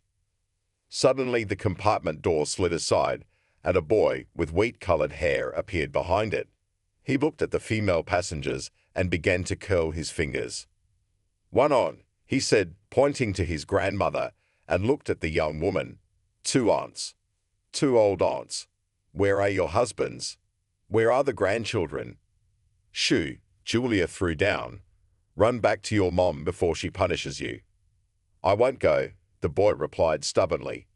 "I'm a big boy. I'll be 5 soon. I'll walk wherever I want." "Come on, little boy," said Landa playfully. "Go back to your parents, or else I'll take you and keep you. I liked you at once. Such a juicy, beautiful child. You will cook for me, clean, do the laundry." The boy was frightened. He took a step back, closed the door to the compartment, and ran. They heard the stomping of his little feet. He must have taken Landa's joking threat quite seriously. The young woman wiped the sweat from her forehead. The good mood that had appeared at the beginning of the trip was gone. Her compartment mate across the hall was laughing. She really liked her joke, and after all, the baby may well have a psychological trauma. "You don't like children?" the old woman asked, wiping away her tears of joy. "Well, not exactly," Julia answered evasively. "What, no children of your own?" Grandmother smiled slyly. "Everything has to be on time. I've been a midwife for 40 years. 40. How many babies I've delivered, I can't count." Julia was once again overcome by unpleasant memories. How many years has it been? 10, no less. And if you add 9 months, yes, definitely, she should have taken an airplane to the sea, or rent a car, get away from the world. And now I have to put up with this young grandmother. "I used to really want children," Julia said seriously. "I really did. But, there was one unpleasant incident. I wouldn't want to tell the first person I met about it." "Oh, granddaughter," said Landa, suddenly serious. "I've seen more than I can tell you in 40 years. Dramas, I tell you, real dramas. When I see programs about the maternity ward, I turn it off. It's a scary place if you think about it. In the picture, everyone's smiling, everyone's happy, but what's behind it? There's tears, there's pain, and despair." "I believe so," replied her traveling companion. The summer mood began to return to her. Soon she will come to the sea. She will put on flip-flops and a light dress. The warm wind would caress her hair. "It's just, the ex-midwife said, it's not the baby's fault. They say that children are responsible for the sins of their parents, grandparents, and all that nonsense. They're not responsible for anything. They need our love, our warmth. Even those who have only been born for a couple of days. They were silent. 30 years and 70 is a real abyss. What could they have in common to talk about? Julia hated hospitals and everything that went with them, especially maternity hospitals. Mickey had never persuaded her to try for a baby. She kept putting it off until he was gone for good. Good riddance. It's just that Mickey didn't know something about her, something very important. But what would that information have given him? I suppose if he'd known, he'd have left even sooner. Or he wouldn't have married her. I don't think so. He was so blinded by love. He couldn't sleep until he had her in his arms. He was a good man. He worked, hung a shelf, complimented her. Why couldn't she ever really love him? What hospital did you work at? Julia asked, more out of politeness than curiosity. Me? Grandma asked, as if there was a third person in the compartment. Do you really want to know in which institution I spent the best years of my life? Yes, the young woman nodded. Very much so. But what the old woman answered made Julia feel shocked and plunged back into the darkest memories of her 30 years of life. The young woman fell into a deep abyss, and she saw herself becoming a bird. She saw herself flying over the forest, over the sea, with clouds passing beneath her every now and then. And in this state it was so light, so airy, that I wanted to stay in the sky forever, to feel the wind caressing his feathers, the hot currents of air rising. From up here, from the heights, the whole world was as plain and simple as the palm of her hand. But as she made flaps with her imaginary wings, memory and consciousness came back to her. She was already realizing that it was all just a dream. She was not a bird, but a young woman who had achieved everything on her own. Or not, but by herself. Julia opened her eyes.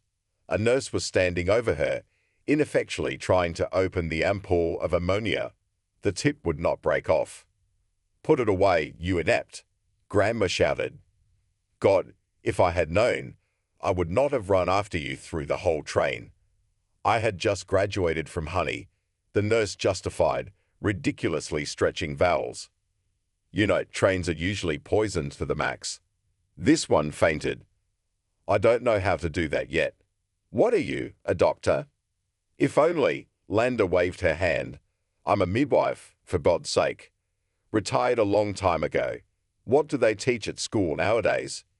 It's a shame not to know which side to open the ampoule. I don't know, the nurse blushed. I didn't graduate from a school, but from a college. Uff, cursed the elderly midwife. Give me the tonometer. Damn it, do you even know how to use it? It's all right, Julia said. It's the sun on my head, I think. I'll just sit here for a while and it'll go away. I just need some water. Julia sat down in her seat. Did she faint? No wonder. She was on her way to the sea and suddenly stopped in the past, one of the darkest parts of it. It's no wonder your head hit the stopcock. The mind is just trying to push out such a horrible memory that is almost impossible to come to terms with. Sit, be quiet, Landa smiled. You've come to your senses, and all right, that's good. Here, stretch out your arm. Let's take your blood pressure. In the nurse's bag was an old tonometer, where everything had to be done manually and pressure and pulse count. But when the elderly midwife started work, there was no other technology, no fancy computers, no CT scanners. Ultrasound was a bit of a fantasy. It all appeared gradually, at such a pace that you could get used to the wonders. Oh, young Green, said Landa. What, were you on a diet before the sea? Your blood pressure's low. I'd call it hunger fainting, to be honest. Well, not really, the young woman answered evasively. It's just that I haven't slept in 2 days. I had projects to finish. Schmeckter projects, the grandmother cursed. You have to live for yourself, not for your uncle, you know? The nurse was glad no one needed to be hospitalized. She wouldn't have to run to the boss and order a medical team and issue a certificate. She hated doing those things. She'd sooner be off work, and she could look for some non-dusty office work. To raise the pressure, you need, said Landa, shamelessly rummaging through the nurse's suitcase. What is this? Look, it's all expired. Well, what did you give? Mumbled the girl. She wanted to stay in the compartment and learn something else from her grandmother, but there will be more important things to do. You have to order everything yourself, Lando instructed her, and make a list. And if they don't let you complain, write a letter. I think I'd better go, said the nurse, since you're feeling better. The door closed behind her, and the elderly midwife looked at her companion carefully. What could have upset this beautiful woman so much? It was certainly not the sleepless night. She could tell the difference between fainting and fatigue. Landa felt like a detective who had a mystery to solve. Why are you so upset? The old woman asked with a sly smile. Have you been to my place, or your friend? I've been there myself, Julia exhaled. My God, it's such a hell, such an abyss. The more she looked at the old woman's features, the more she saw the midwife in them. Yes, it was definitely her. Had it not been for the rare name, the woman would not have remembered this person. But now it was as if the memories were begging to come out, as if they wanted someone to tell them. Well, tell it, Grandma said. You have to go through it all and then let it go. I'd always do that, and you'll have harmony in your soul right away. If only everything was so easy, sighed the young woman. In fact, to talk about this topic is unpleasant for me. After all, The old woman took a closer look. Something in the features of her companion's face was familiar to her. It was as if she knew her when she was very young, a kind of unbaked bread. Now she was looking at a real bun, delicious and beautiful.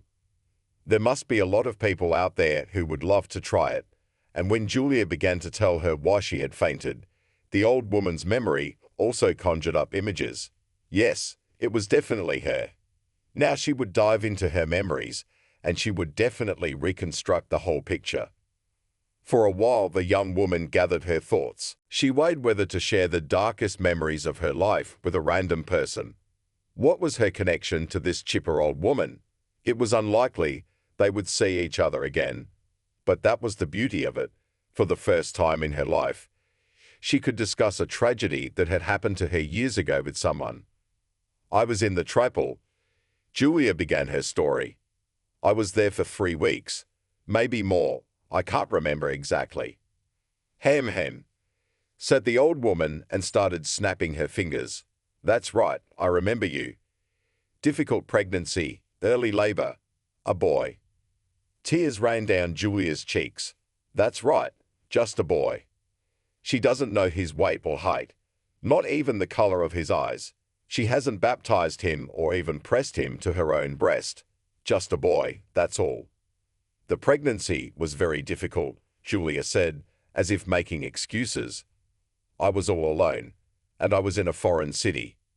Yeah, Washington, D.C. was a stranger to me then. Oh, granddaughter, said her grandmother, and took her hand. I know how you feel.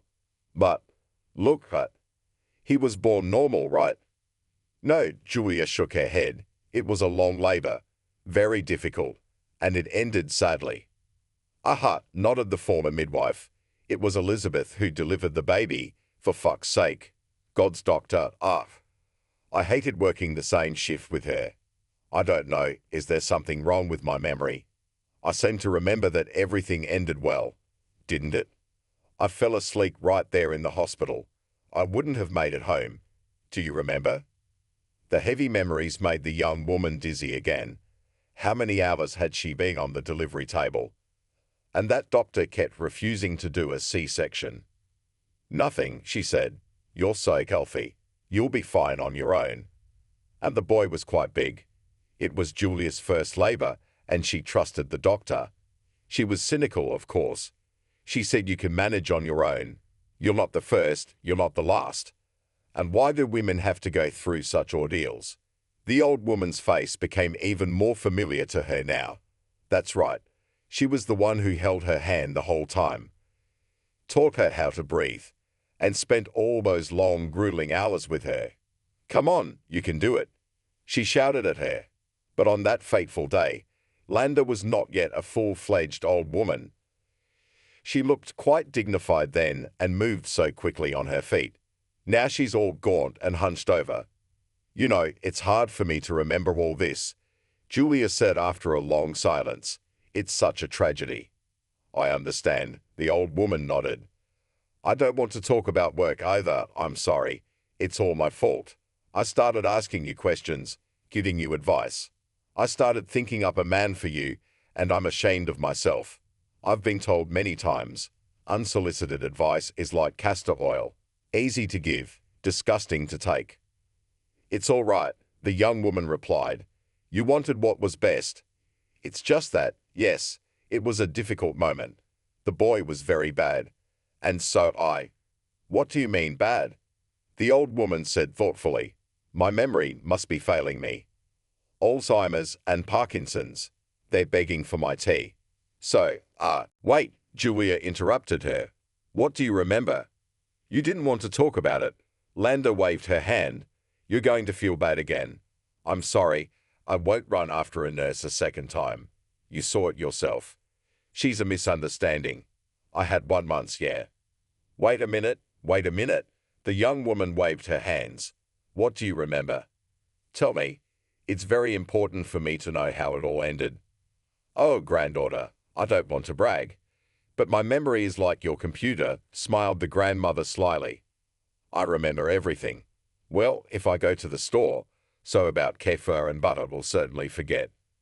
But I remember my children, every single one of them, and the first cry too. People are all alike, but so different, like snowflakes on glass.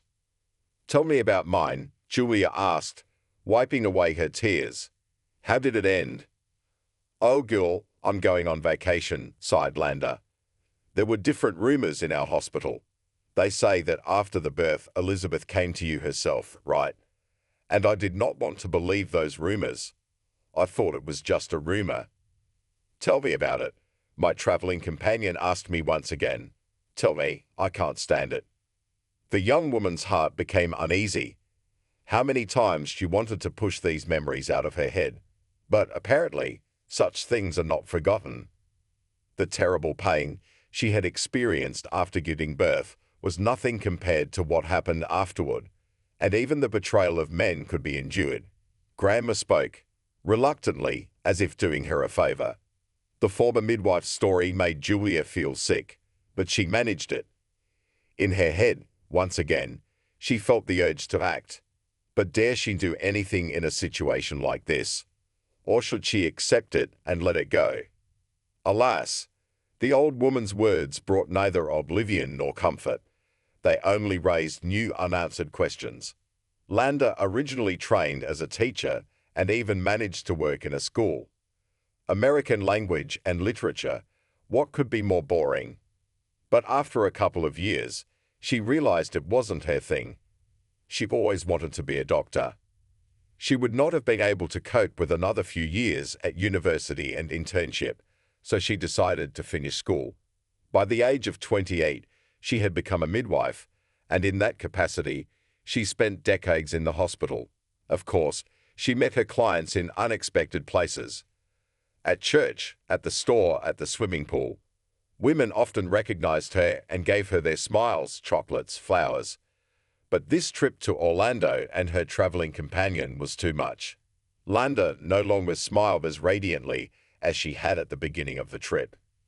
In fact, she regretted going to Orlando in the first place. And behind her contrived cheerfulness, she was hiding a secret also terrible, but in its own way.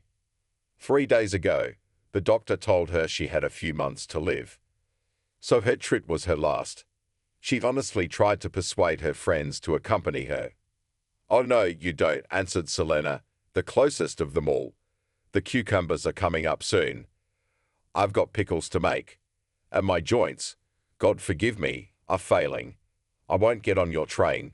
I won't get on your train. I'm dying, Selena. Landa told her. Come with me, we'll have the last time. We all die, said her friend thoughtfully. but they had been together since high school. Then Landa decided to invite Sophia with her. She does not have a cottage, which means that she does not suffer from hothouse addiction. But the woman they've been friends with since medical school was about to knock on heaven's door. "I'm sick." Sophia answered, "I can't get out of bed for 5 days. So let me come and help you." Landa offered. Despite the fatal diagnosis, she felt well and alert. "There are enough helpers," said her friend. "You'd better go to the sea. I'll meet you there in heaven." Then Landa called Maria, Veronica, Lucy, Naomi, and other friends, many of whom she had met over the course of her long life. Some of them said bluntly that they had neither money nor desire to go to the sea. Some were simply afraid to go so far away without friends and relatives. The youngest of her companions was 65 years old. All of them turned out to be deep old women, with diseases, children, drunken husbands, and other problems. And now a chance conversation with a woman who had lost her child. Landa has seen dozens of such tragedies. You never get used to a mother's tears. But this beautiful woman is different. God didn't take her son from her, she gave him away. And now she wants the old midwife to get the details of that disgusting story out of her memory. "I remember you, don't I?" said Landa. "I remember you giving birth to your son, and how Elizabeth refused to deliver you by Caesarean. I confess I wanted to take a scalpel myself, so tired of your cries. You did it yourself." My traveling companion was surprised. Her eyebrows went up. "I'm just kidding," the woman shrugged. "Surgeons do Caesarean sections. But it's still a doctor's decision, not some midwife. Who's going to listen to me, pray tell?" Grandma was quiet. She remembered her very well. How many hours they spent in the delivery room. It was hard for everyone, not only for the young girl who had just moved to Washington, but her especially. In the week she spent in the maternity ward, not a single message, not a single note. No one had visited her, and attention was very important to a woman at such a critical time.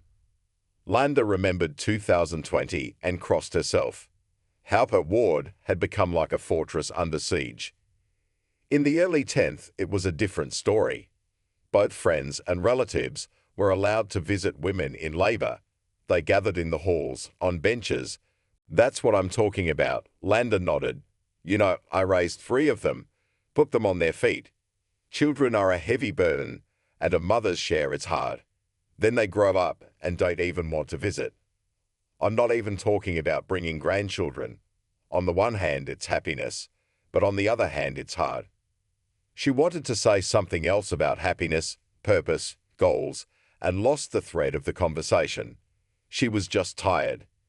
Digging into her own memory, judging. After all, she'd originally gone to Orlando for a vacation, to remember her youth and shake off the old days. Oh yeah, one last trip. To see the sea before I died, to warm my old bones. It'll be easier to answer to God later. He was a healthy man, Landa said to end the conversation. "I understand that it was hard for you alone in a strange city. But granddaughter, all this is a thing of the past. Let God judge us." "You just don't know what happened next," Julia said. There were no more tears in her eyes. "After I gave birth, and how badly I was deceived." "What happened next?" Landa asked. She was beginning to lose her patience. "What don't I know, granddaughter? I've got a good memory. I even remember that they paid for a room for you, a private room. Probably your fiancé or your parents. I can understand that, believe me. It's just that I would never approve of something like that. It wasn't exactly like that. In the night, someone came to see me," the young woman sighed. "Who did?" Landa wondered. The doctor on duty, or the baby's father. She could hardly refrain from saying everything she thought about such mothers, that they give birth for no good reason. And then she, Landa, looks at the abandoned baby and cries. It wasn't quite like that. She was ready to hear such an answer, but the truth as told by the stranger was hard and shocking. So much so that it was utterly impossible to believe in the reality of the story. How much time had passed since those events? How much water had passed? At that time, at the beginning of July, Julia should have been 20 years old, but the boy had been born a couple of weeks early. She was scheduled to go into labor on the 5th of July, just in time for her 20th birthday. That would have been a gift, but it turned out that planning such events is a thankless task. Already at the end of May, she went into the hospital with a risk of premature labor. "Why did you come as on a tour?" Then the nurse was indignant, looking at the modest luggage of the new patient. "Where is your mug? And your spoon? And your robe? What about your discharge clothes?" Julia only sighed. Max had promised to help her, but had almost disappeared from the radar at the very end of spring.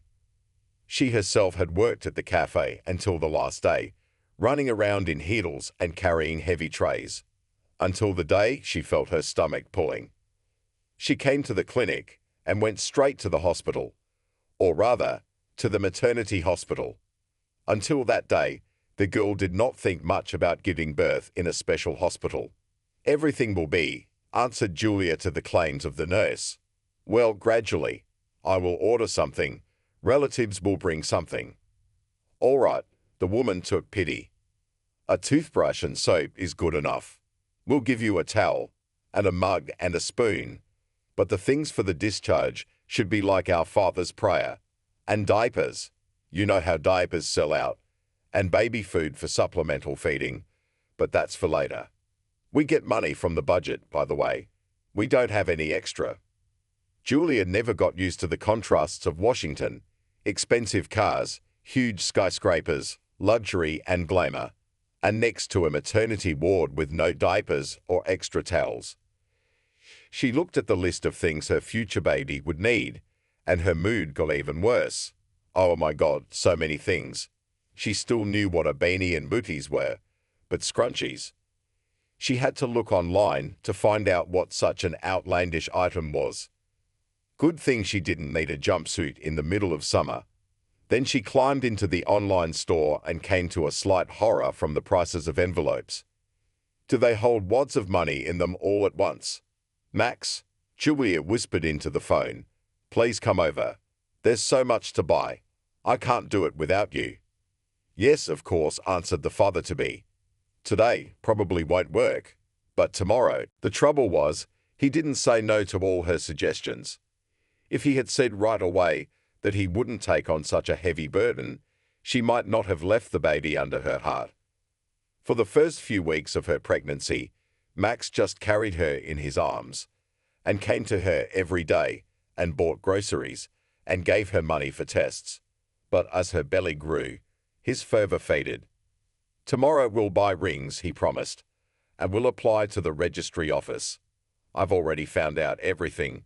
Non-residents can also register their marriage." "That would be good," Julia answered him, "because a child should have a family, a father and a mother. And the mother-to-be needed expensive pills, because all medicines are expensive. Of course, she could use moral support in the person of her future husband. Max had many chances and just as many excuses. At one time he was ill, and he was supposedly in his dormitory because, "I don't want to get you sick," he'd say into the phone. "You are our unborn child." But in the background, the girl could clearly hear men's voices and the sounds of construction. Still working. However, she wanted to believe that Max was not a Shabbat, but really cared about her health. The first 2 weeks, spent in the maternity hospital, the failed fiancé worked from the last strength. "So much work," he said. "A lot of work. But you will go out. I will buy a stroller and a crib. We will have everything." "Max, I'm going into labor." Julia screamed. "I need things for the discharge. If you're not coming, just say so." "You don't have to yell at me," the man said calmly. "I said I'll do it, so I'll do it. Okay, kisses." At some point, he just stopped answering the phone. It was a hard truth to accept. Max wasn't what she'd imagined, and his love was just words multiplied by 0. She also didn't know that labor was sudden and unexpected. She was just taken to a special room and onward. In the books Julia had read, it was different. It was a moment the writers had avoided altogether. Maybe it was because they were men. She remembered the birth vaguely. The midwife's face, the doctor's cynical smile, the blood. Then she was brought to the ward, exhausted and exhausted. They didn't even put the baby on her breast. Then came a forgetfulness, so pleasant, so light, as if she were no longer on this earth. That night Julia was very thirsty. She whispered faintly for help to her neighbors in the ward, but no one answered, and it seemed to her that she was lying there all alone. But then, at some point, the door opened. A light from the corridor illuminated the room. Julia was indeed alone. "Water," she whispered. "Here, drink." The guest handed her an open bottle. The girl drank it in a few gulps. The girl did not even immediately realize that the doctor had come. There was no strength. Probably she should have examined the young mom, offered some medication, painkillers. But the doctor just stood there silent. It was strange and unusual. "Your boy is bad," Elizabeth told her after a long pause. "Bad," Julia repeated. "Until the morning, most likely, will not reach the morning," continued to chop the truth uterus doctor. "But you are young. You can still give birth, and more than one. Here's the thing. If the boy survives, it will be very difficult. You'll be working on medication for the rest of your life. You can forget about your personal life right away. You can't get a good job or meet a man. Do you know how mothers of disabled people live? Poor, but not for long." Julia turned away. To hear such words was not just painful, but horrible. Her baby, whom she gave birth to in terrible agony, is not alive. And even if he did, she would have to lay her fate on the altar of fighting for her son. It seemed a very hard and unfair prospect. What to do? The new mother asked in a weak voice. After listening to her rambling story, Landa plunged into thought. What people can think of to justify the mistakes of the past. This one, for instance, seems to think Elizabeth forced her to give up her baby. Why would she do that? She had a son of her own. Work said he was a bad boy. Does she want another one? However, the elderly midwife saw at least a grain of truth in the story. After all, Elizabeth was indeed a very strange doctor, and some of her actions and decisions looked suspicious. However, in a maternity hospital with no time to rest, it was not easy to notice such things. Once she demanded that she redo her paperwork. Allegedly, one child had already been born undead, but Landa, who had delivered the baby, had heard the cries, felt the little heart beating. She refused to make any changes to the paperwork. Elizabeth did it herself and got away with it. "How could I not believe the doctor?" Julia asked. "She told me she'd saved my life, that I could start over, have a normal family, children. 10 years have passed, and I still believe her." "Oh, granddaughter, I don't know," sighed the old woman. "I was going on vacation, I thought, for the last time in my life at sea. And you're interrogating me. I have no idea what happened between you and the doctor, but the baby was good, even though it took so long to come out." But that doctor said the boy wouldn't survive," said the young woman, "that he wouldn't make it to the morning. And if he did, I'd be in a lot of trouble and no life." "Look, I'm old, but my memory is clear," said Landa. "I don't remember your son having any problems. You see, if the baby had been complicated, they would have put him in the intensive care unit. He was in a regular room. I went in there the next day crying. How could a mother give up her son like that?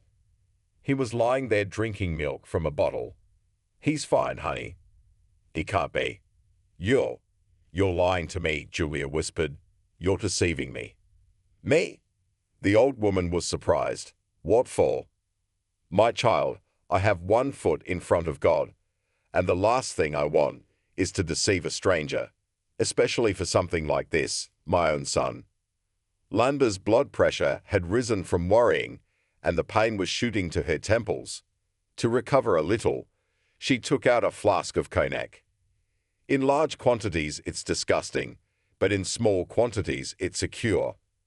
She took a sip and felt the pressure in her temples ease. Now she could think further. "I'm sorry, granddaughter," Landa continued. "I'm sorry to tell you all this, but I warned you. What guarantee was there that two people who had been in a similar story would meet in the same compartment? By all the laws of life, we should never have crossed paths. Maybe Elizabeth deceived you. God only knows why. But if anything, I won't go anywhere. I won't testify. Don't count on me." Julia jumped to her feet and began to walk around the compartment. It was hard, though.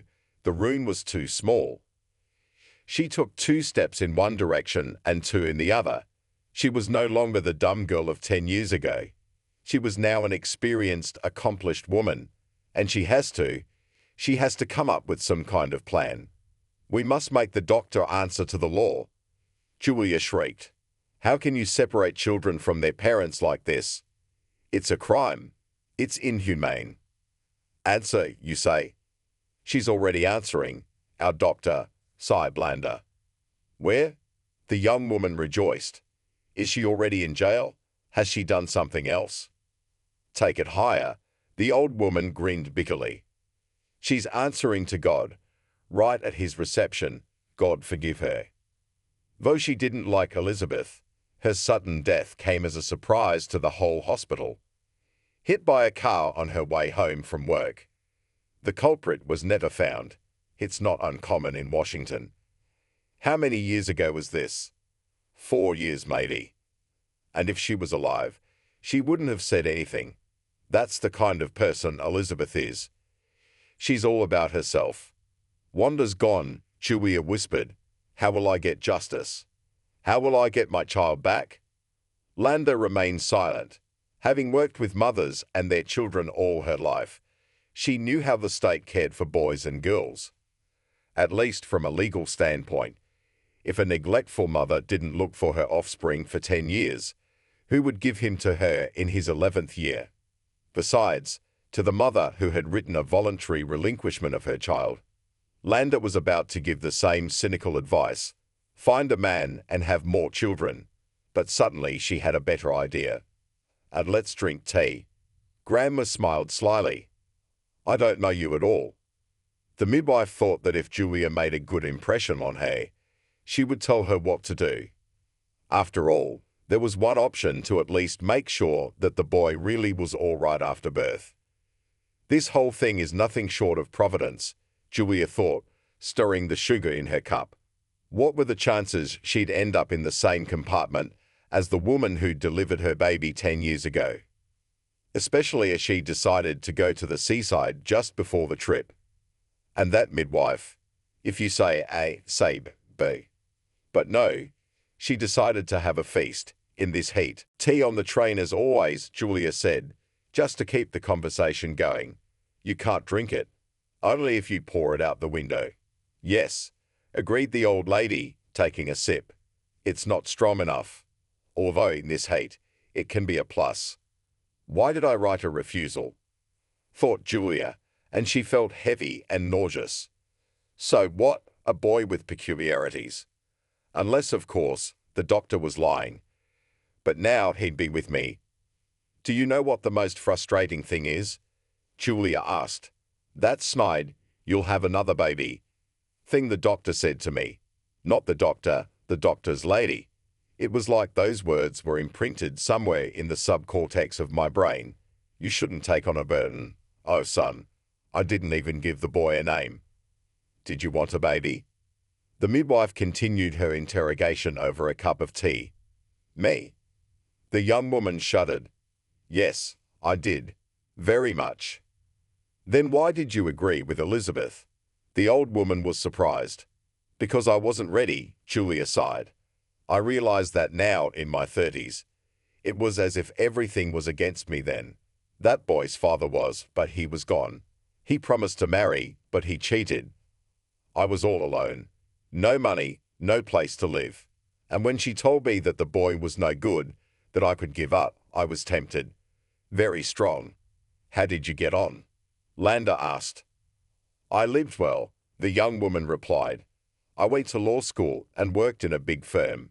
Then I went into it. Where did you go? The old lady asked suspiciously.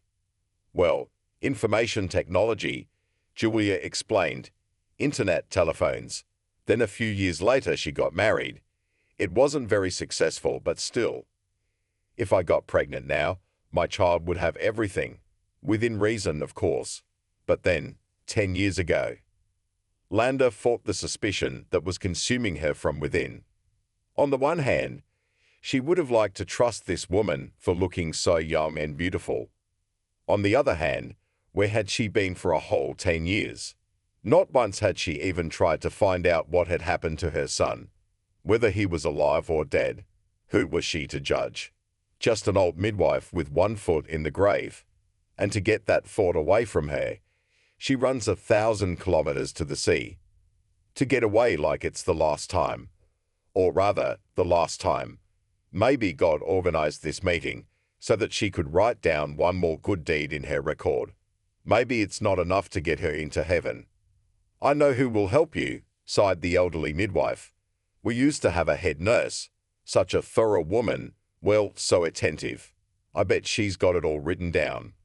Really? Said the woman with the Vanda. Is she really going to help me find the boy? I don't know, Grandma admitted. But we must hurry. Why? Julie asked. First of all, the documents have a shelf life of just 10 years, explained Landa. Then they'll be written off. And that's it. And secondly, Sarah's retiring. She's 5 years younger than me, and she's been holding out until the last minute. But she's giving up anyway. That's the way it is. It's a good thing I'm out of that nasty tea. I'd given up drinking it. The midwife remembered she'd phoned Sarah and asked her to go to the seaside with her. The head nurse told me honestly that she had money like a beggar now. That people had called her the other day and introduced themselves as employees of an honest bank. They make her write some statements, go somewhere and put bills in the terminal. They promised that she'd be rewarded for her participation in some secret operation and cheated out of her life savings. Sarah wasn't desperate, of course, but she was still destitute in her old age. Her voice was drooping and her health was failing. Now she was going to retire, sell her apartment on the outskirts of Washington and move to the country. But her traveling companion didn't need to know all that. Thank you, Julia said, wiping away her tears. Thank you for telling me all this. I'm really relieved. It's like I've gone back in time. It's like I've seen things through different eyes. Maybe I can still make up for my mistake. God willing, smiled Landa. Don't get too comfortable with vandals. It's been 10 years after all. The boy has been growing up, living somewhere, socializing with someone. He's probably been in foster care for a long time. I'll call Sarah, put in a good word. But don't mention us anywhere. None of us are going to the police or the courts. They announced one of the stops, and Julia rushed for the exit. It was a good thing she had not brought a huge suitcase, but a small purse. She could run with it. She wrote her name and phone number on a piece of paper and left it with a casual acquaintance. It seemed to Julia that the train had not travelled far from the capital in 3 hours. But in fact, it took her much longer to get home.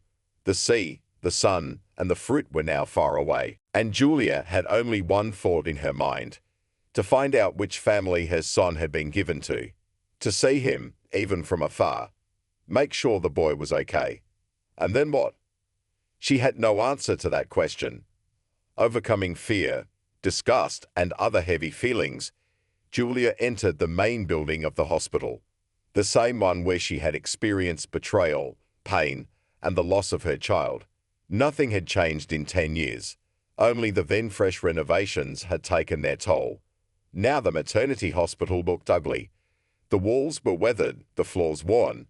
The plastic doors now looked cheap, as if they had been bought to save money. But there was a Vanda for a speedy restoration of grandeur. Right in the courtyard of the hospital stood the booths harbingers of the coming renovation. Landa actually called her the following afternoon, complaining that the sun was giving her a bad headache. Prices had skyrocketed, and she could hardly afford to eat in the dining room. That she was now lying in her boarding house room and could hardly move her lips after all that sun and food. But she contacted Sarah and put in a good word. "You go to the 5th building," her former midwife told her. "There to the right of the entrance there is an inconspicuous office with a plywood door. By patronymic, you will find my acquaintance. Introduce yourself. She'll tell you everything, I guarantee it. She's never let me down." Julia took with her a box of expensive chocolates, a bottle of champagne. What else do head nurses like? Probably should have gotten her some nice coffee. The young woman entered the building wearing a mask and disposable gloves, but the precautions seemed to have been forgotten here. Many visitors were coughing and sneezing without even thinking of covering their faces with their hands. What masks? In the 5th building, in the same plywood office, sat a grandmother even more decrepit than Landa. The skin on her hands was completely transparent, all the vessels visible. Her eyes looked as if they were shrouded in a haze. In addition, Sarah's head was shaking violently. She nodded to her guest, accepted the gifts, and pointed to a chair. 10 years, grandmother said and coughed. I had to run around the archives, breathe the dust. It's not a bad thing, I'll tell you. I beg your pardon, was all Julia said. I really needed it. Don't apologize, the head nurse waved her hand. I have one last week of work left. I don't get assigned anything anymore. I'm just walking around doing nothing. And what about breathing dust? I've been doing it all my life. And nothing. I'll go to the country, I'll live. And Sarah began to list all the advantages of country life. She shared her grandiose plans for planting and building a veranda with a toilet and a shower. Like the postman, is just starting to lick in retirement. Then she suddenly started coughing, and she did it so long and hard that the guest was frightened. Would you like some water? Julia asked. Or should I call a doctor? Grandmother only waved her hands. For a while she gathered her strength and did some sort of breathing exercises. The blood vessels under the transparent skin became so bright that it looked scary. But after a while, Grandma was back to normal, if that's the right word for it. I'll tell you this, wheezed the old lady after a couple minutes. I didn't believe Landa at first. She told me your story from the sick. But Elizabeth took the documents.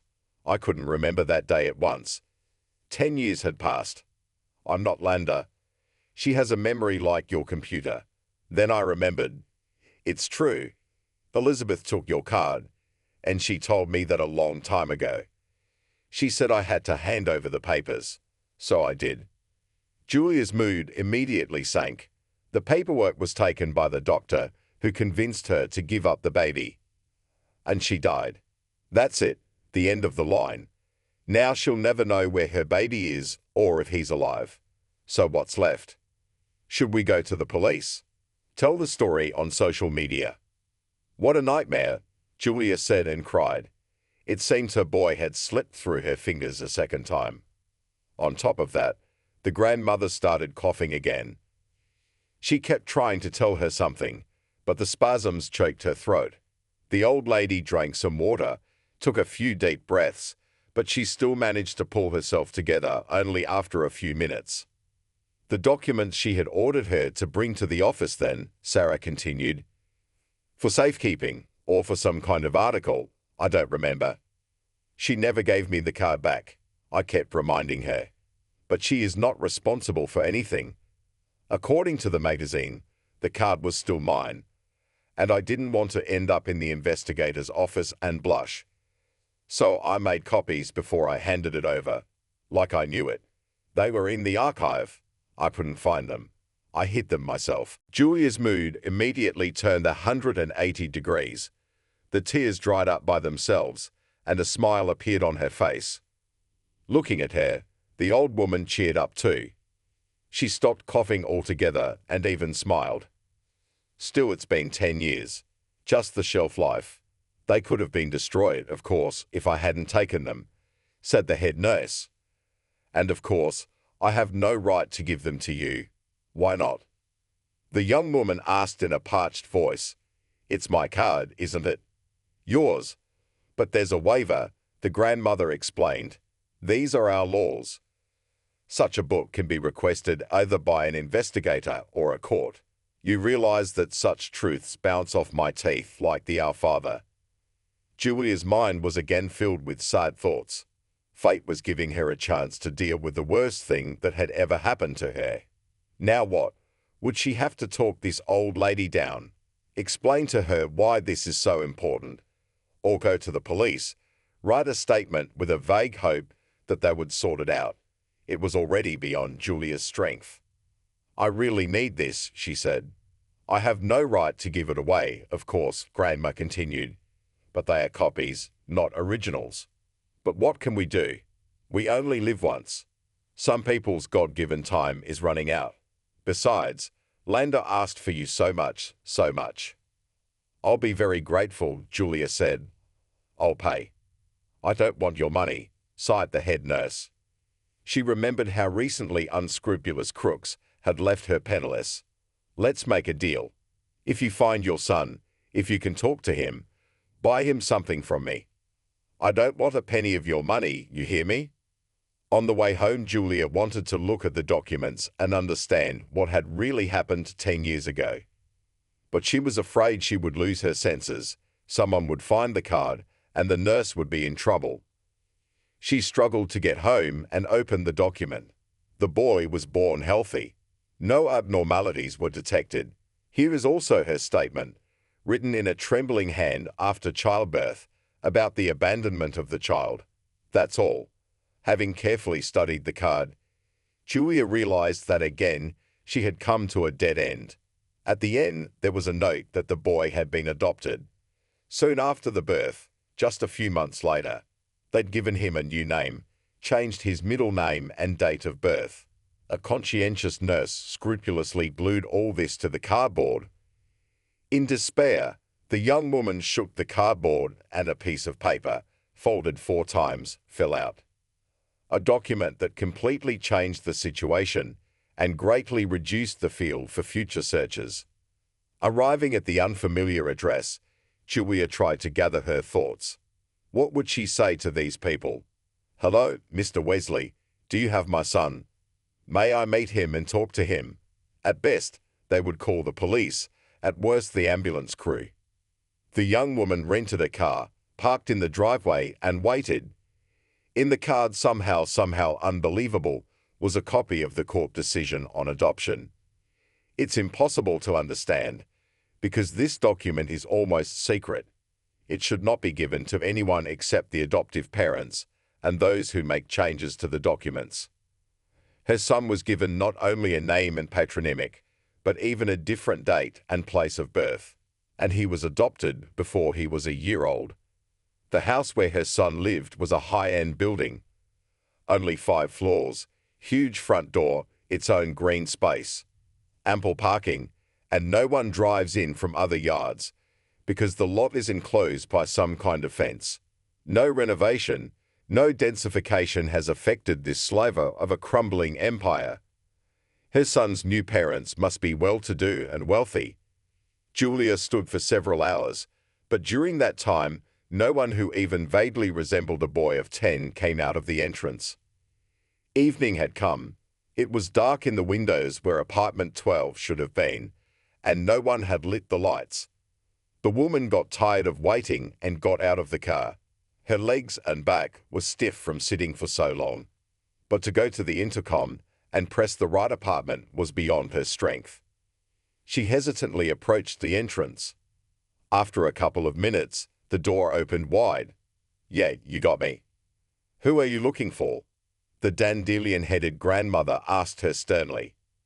She stood on the threshold of the former lake house and eyed the stranger with suspicion. Her hair had faded from age and looked like snow. Wrinkled skin, some ridiculous white dress. Seeing her, Julia was frightened and even recoiled. How unexpectedly she appeared. "Hello," said the woman, overcome with fear and disgust. I'm looking for the Weasleys. I just forgot which apartment they live in. You've been standing here for 6 hours," the old woman announced to her. 6. If you say another word, I'll call the police. Or the NKVD. Do you hear? People like you should be put up against the wall, Please calm down, Julia asked. I really don't mean any harm, and I've done you no harm. You see, the Weasley son. Oh, that bastard. Grandmother shrieked. Always breaking things, hitting things. It was right that they'd put him in an orphanage. That's right. Immediately, the house was as good as new. He's got his strength right away. An orphanage. The young woman was surprised. Yeah, nodded the grandmother. Such people should go straight to a colony or an orphanage. This is a criminal, a real criminal. He set fire to my door. Can you believe it? Where's Weasley now? Julia asked. They've gone away from here, the old woman replied. They went in different directions. About 3 years ago, I can't tell you exactly. Why do you want to know, huh? Maybe you want to rob their apartment. I'll tell you right away, don't waste your time. It's a poor place, I saw it myself. They only pretend to be equal to us natives.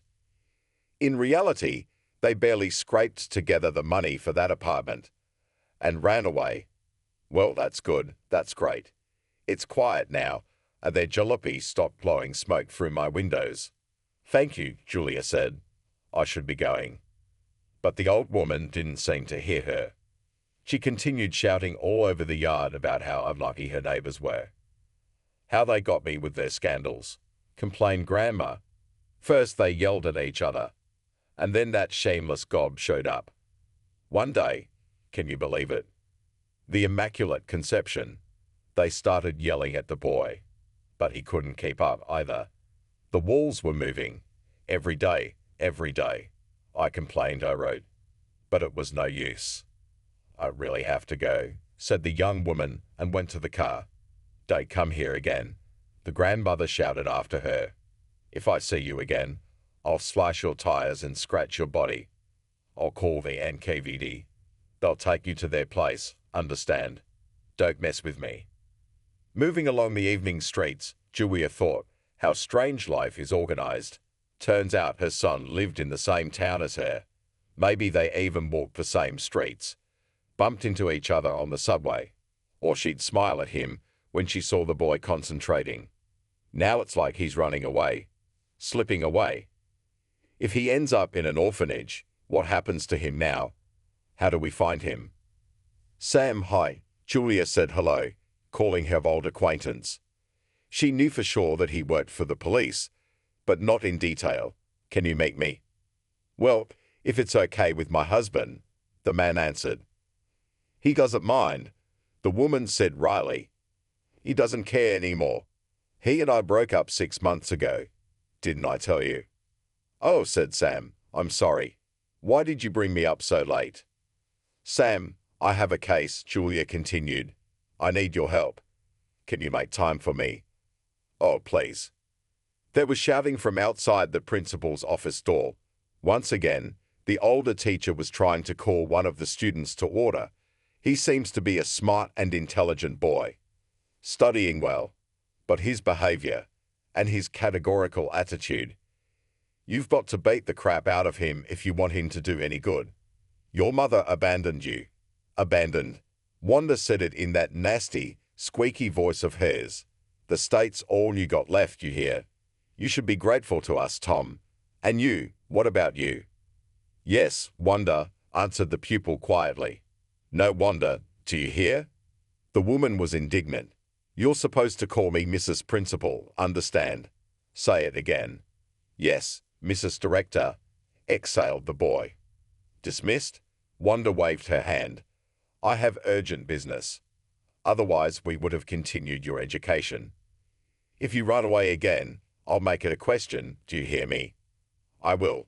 Get smart before it's too late. The door closed behind the stubborn pupil. This time, he didn't even say his trademark saying, I'll be out of your hair sooner or later. 10 years old and so formidable. However, in her career, the principal has met a lot more than that. We have to fight these attitudes, otherwise all the kids will start to scatter. Where does he keep running off to? He has no one. The birth mother refused. The foster parents had their custody removed by the court. No grandparents, no living soul, and he's only 10 years old. She'll have to take care of him for almost as long, unless she got promoted, of course. But she believed in the best. She would become an official in the Ministry of Education. "Come in," Wanda called out. Now in her office was a nice and even pretty woman. How old is she? Probably under 30. And what was she doing in their orphanage? "Hello," said the applicant. "Thank you for taking me in." "Well, not yet accepted. We need to interview," said the principal absent-mindedly. "We need a lawyer and also a specialist in procurement on a part-time basis and an accountant a little bit. And all this on one rate. It's a lot of work, my dear." Yes, I read the terms and conditions," nodded the young woman. "The work is familiar to me. Everything is clear. I've been in procurement for 5 years. 1S, of course, used a little, but I'll get the hang of it. In principle, everything suits me. Even the salary." Wanda was surprised. This place was Julia's weak plan. Indeed, what she, a successful lawyer and manager, forgot in this orphanage. She could not think of a good reason. Her only hope was one weak tactical move. "They say you have a dormitory," Julia began. "Yes, we do," Wanda nodded, "and we can register you there. No problem." "I'm so tired of renting these apartments," the woman continued. "Then I have to drive all the way across town to work." "I understand," said the principal. "The dormitory is over there. You can see it from the window. We've recently renovated it. There's a room with a private bathroom, by the way. You'll live there alone, like a queen. But we'll make a contract with this, as it is. Temptation." "You mean, with a trial?" Julia clarified. "That's it, exactly," nodded Wanda. "Because, one of them got a contract, signed it, and then couldn't kick her out. She was a lawyer. She just didn't want to work. But our clever girl attacked the wrong people. I'm not threatening. No, I'm warning." The women were silent. Julia thought it was a dubious pleasure to work in this place. The salary on her resume was a pittance. She'd gotten much more in her previous position, and there were prospects. But that didn't matter now. As soon as she typed in the name of the orphanage, she immediately saw the address of the employment site. It was like a clue. Julia sent her resume, and the same day she received a response. The list of duties, of course, could scare an impressionable person. But the woman was an experienced employee. She'd be fine, wouldn't she? "I can open the cards right away," continued Wanda. "For a month our vacancy has been hanging, not a single response. I've already told my assistant to redo it, to make it more intriguing." "Consider that you have found an employee," hastened to reassure her applicant. "I have all the documents with me. I can even start tomorrow. No problems, believe me." The woman was silent, looking intently at her interlocutor. Smart, beautiful, and with such a wonderful workbook. No, something was obviously wrong here. Or was it the work in the orphanage that changed Wanda so much? Yeah, she's looking for a catch. And the lady, maybe she just likes boys and girls. We should give her a chance, but be safe. "I'll hire you, but on one condition," said the principal. "And you have to start early, that's right. The sooner the better." "Yes," nodded the applicant. "What other condition?" The principal smiled slyly. The condition was strange, but it suited Julia. Working at the orphanage was the most challenging job Juliet had ever had. The position of a lawyer entailed so many duties that a whole department could hardly cope with them. There were contracts, references, endless databases, and much more. Fortunately, she was able to organize her work, so she could quickly get things going. Still, it was a lot of hard work. It was worth falling out of this rhythm just for a day, and tomorrow we'll have to make even more effort. Then there was the sheer number of children, which was hard for her to look at, and the strange rules in the orphanage. For example, the children were forbidden to run around, and to talk loudly, to shout. It's like a prison for children, Julia thought, looking at the battered faces of the kids. Only they didn't do anything. Volunteers and officials came to the orphanage all the time. They spoke nice words to the children, gave them gifts. But Julia saw that what the children needed was something completely different. They could not be bought off with a new phone or a tablet. Each one of them needed a family. Her son was in here somewhere. She certainly couldn't have done it without Sam's help. Of course, she wouldn't let him in on the details of the events. He didn't need to know what she needed the boy for. He didn't show any curiosity, though. He found the child, and that's fine. The woman easily found his file, looked at the photos. Yeah, that boy's had a tough life, and his face looks more like Max than her. But she knew he was her soulmate right away, and she'd seen him a few times, but from a distance. She'd have to figure out how to get closer, how to become his friend. It is possible. There is nothing impossible in the world. She was pulled out of her thoughts by a phone call. "Julia, come in," came the demanding voice in the receiver. "Please come in for a moment." Strangely enough, she liked the principal. The first impression of this imperious person was deceptive. She quickly saw that beneath the mask of an indifferent official was an intelligent and empathetic woman. Just how good could she be to each of these children and adults, especially since many of them had very difficult personalities? "Hello, dear," the principal smiled at her. "You've been with us for 2 weeks now. You know, not every lawyer has been here this long. Do you need any help?" "Thank you," Julia replied. "Work is work. Tell me what needs to be done. I'm on fire in there." "Oh yeah," said the boss. "You know, you and I are not just in an institution, but in a real orphanage. And we need to find an approach to each child, you know. That's why the state hired us. We have such an institution as mentoring." What? Julia was surprised. "Do I still have to tutor children?" "Mentoring is our know-how," Wanda said enthusiastically. "Not some kind of socially useful work, but paid labor. You're working so hard, I thought, why don't you offer? I'll throw in an extra $5,000 a month. I don't think these kids need parents. It's too late for them, too late. Friends and mentors are different. You know, to teach you how to live, to tell you how to pay the rent and all that." "I'm just a lawyer," Julia shrugged. "You know how to help these kids." "Yes, you're an excellent lawyer," smiled the principal. "To be honest, my dear, I doubt that you will stay with us for a long time. But your opportunities should be used wisely. Even if it's only for a month, but some pupil will get important experience." "Yes, the paperwork was badly neglected," the young woman said. "I have already studied more of my scope of work and solved the most pressing issues. Of course, will not be easy to restore a lot of things. Here, for example, on the logs and reports." "Wait," Wanda interrupted her. "I don't understand anything about your legal side of things. I'd like it in writing and with figures, but later. Right now, I'd like you to agree to be a mentor, to teach some of the pupils how to live, you know." With difficulty, Julia admitted. "I've found something for everyone here," the teacher admitted. "My driver runs a sort of hobby group. He tells the boys how the car works, what pedals to press. The superintendent has formed a whole squad. The kids help him fix things, paint things. You're a busy man. You can hardly take on more than one pupil." "I don't know." Julia stretched out.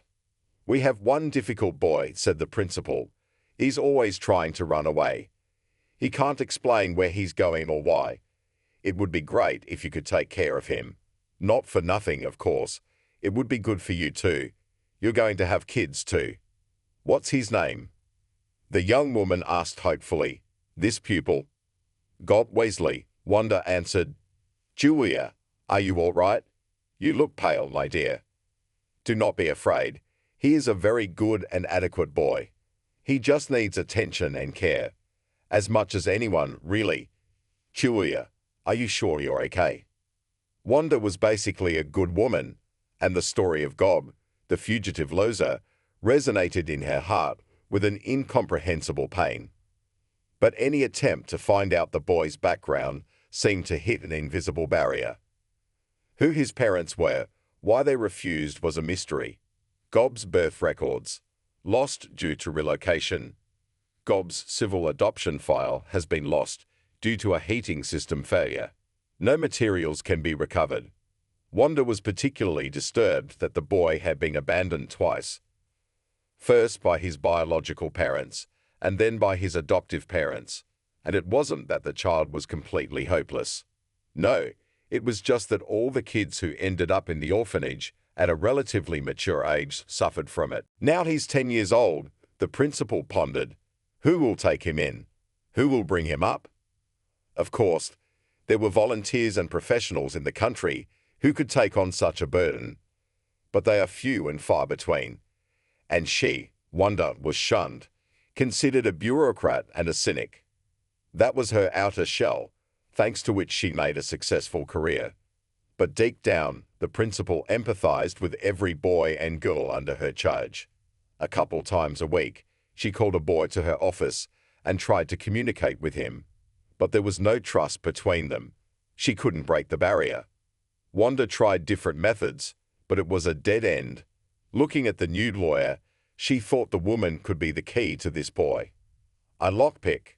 Normally Gob spoke to her politely and courteously, but the experienced teacher could see that deep down he didn't agree with anything. And when provoked, he showed his true colors. He'd say mean things without hesitation. If he keeps this up, he's going to have a problem with the pupil. I'm gonna get out of here anyway, Gob told her when he lost his temper. I'm gonna run away. Where are you running to? The principal questioned. You don't have anybody. You don't have anybody. You need to realize that this is your home now, and you have to do what you're asked to do. You just won't let me find my home, the boy objected. Everybody's got grandmothers, aunts. I'll run outside the fence and look for it, and I'll find it, do you hear? Over the fence, thought Wanda with annoyance. No, she would never be able to turn this institution into a real home. It wouldn't do any good if she didn't. Otherwise, they'd just keep looking at her like she was the enemy. Gob is a perfect illustration of what's to come. What are these guys gonna make? All right, I've got an idea, Wanda said. You're supposed to be good in social studies, aren't you? You're reading all kinds of books. I think you're even trying to write something. Well, the boy nodded. I love it. Why? There's a new lawyer, the principal explained. A good specialist, but it's hard for her. She can't cope. She doesn't understand what an orphanage is. Why don't you help her? But it's our little secret. Help? Gob asked, and there was interest in his voice instead of aggression. Yeah, Wanda nodded. Don't tell her she's not doing well, okay? It'll be our secret. Do what she says. And you watch yourself. Get some experience. When you grow up, you'll have to make a living, won't you? Yes, the boy agreed. He had already calmed down, and there was excitement in his eyes. Of course, it's too early for me to think about choosing a specialty. But I wouldn't rule out law. My father was a lawyer. Wanda wanted to say he didn't have a father anymore, but some kind of bridge had been built with the stubborn boy. So she just smiled and told him to be ready. Any day now he would have to start work and help the lawyer. The little boy believed it. Julia couldn't believe her happiness. Coincidence after coincidence. Would she really be trusted to spend time with her own son? When Julia first saw Gob up close, something stirred in her heart. The boy really looked neglected. He looked like a bush that grew on its own. His hair was ridiculous. His pants were short. His shirt, on the other hand, was 3 sizes too big. He wiped his nose every now and then. There, Gob, I found you a friend, Wanda said. I'm fine on my own, he said, but he looked at Julia with interest. Don't be silly, said the principal. Man is a social animal. That's why you have to reach out to other people, you know. Gob remained silent. Julia continued to look at him, trying to find familiar features. Her nose, I think, and her chin too. Skinny, dark eyes like Max's. And she's not smiling at all. "Leave us alone, will you?" Julia asked. "Of course," replied Wanda. "Let's go to my office," the young woman suggested. They walked down the corridor, and Julia tried to gather her thoughts. What next? What should she do with this child? What to offer? Her heart told her to make contact. "Are you all alone here?" she asked. "My parents abandoned me when I was 7, the boy sighed. "I've never seen them again. There are no other relatives. No one comes." There was resentment in Gob's voice. He blamed the whole world, and no one in particular, for his troubles. The boy's adult thoughts somehow frightened the lawyer. She thought she had to calm him down. But how? "I sympathize with you," Julia said. "And it would be fine if they just put him in an orphanage." Gob continued with resentment in his voice. "No, they just dumped the whole truth on me. They said you were adopted. Here. For the record, I considered both my mom and dad my family. I've lived with them as long as I can remember. They didn't even visit me once. They didn't explain. At least they left me my name and surname." "What a nightmare," said the young woman, and tears ran down her cheeks. "Don't look at how beautiful it is," the boy said. "This place is scary. Everyone here is in groups, in camps, and everyone is against each other. I mean the kids. But something tells me it's the same with adults." "Who are you with?" Julia asked. "I'm on my own," the boy explained. "I read books, I like that. No one goes to the library but me for books." "Gob," said the woman and took the child's hand. "If you want, we can be friends." "Thank you," he replied, taking her hand. "That's what everyone says. Only you will go away. Leave me. You are nothing to me. Come on, show me what needs to be done here. Cindy told me to help." "Cindy?" Julia was surprised. "Yeah," the boy nodded. "That's what we call her around here. And it's not the most offensive nickname yet, believe me." "Just observe for now," the woman suggested. "I don't know what you can do. She says you'll make a great assistant. Is that true?" "I have no idea," the boy admitted. Gob liked to take offense. In such a state, it was easier for him to accept his position, and also to feel better and more worthy. Until the age of 7, he was an ordinary boy, went to kindergarten, then to school. He lived with his parents, who were devoted to him, but then life started to fall apart. Mom and Dad fought all the time and couldn't share anything. It's all about Mom. She's a real tyrant. She had the whole family in her fist. Dad could only give her a nod or hide somewhere to pretend that he was very busy and had urgent matters. And though Mom was rude and quick to retaliate, he didn't know any other. And when she wasn't yelling, she wasn't a bad woman. Gob tried his best to cheer her up. And then the worst happened. In the heat of the moment, Dad told her that his son was actually adopted. Adopted. The kid didn't even understand the meaning of the word. And then he found out that somewhere on Earth, his real mom and dad were walking around. Relationships broke down, and then his parents abandoned him. At the age of 8, Gob found himself in an orphanage. He used to have his own room, toys, pocket money, and friends.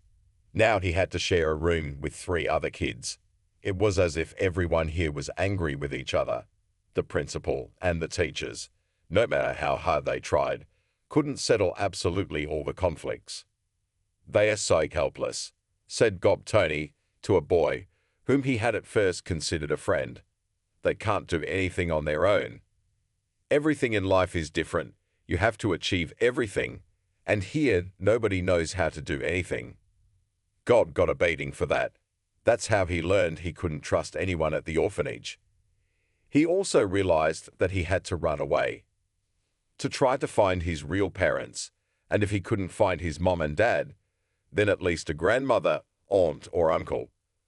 For some reason, he was sure they had to be somewhere for sure. "Gob, you have no one," the principal said, and in her voice he could hear anger and dislike. "You're all alone. Everybody's given up on you." "I'll get out of here anyway," he replied. "Someday I will." And he ran away again and again. He was brought back. How far can a little boy with no money and no family go? But when Julia came to work, Gob felt, for the first time in his life, that someone needed him, that he was valuable and important, and his opinion was being sought.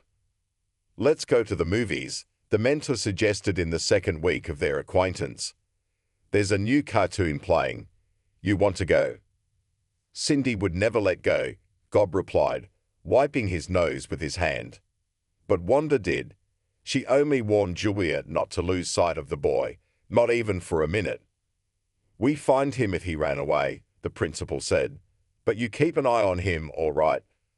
Oh, God willing, he'll get better." "Julia, sit down," Wanda said with a smile. "Sit down, you're my gold." Julia looked at her current boss with suspicion. Yes, she liked her right away, with her education and experience.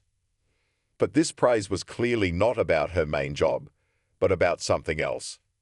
There was a teapot on the principal's desk, a sure sign of the importance of the conversation. And good Belgian chocolate, marshmallows, and other healthy sweets.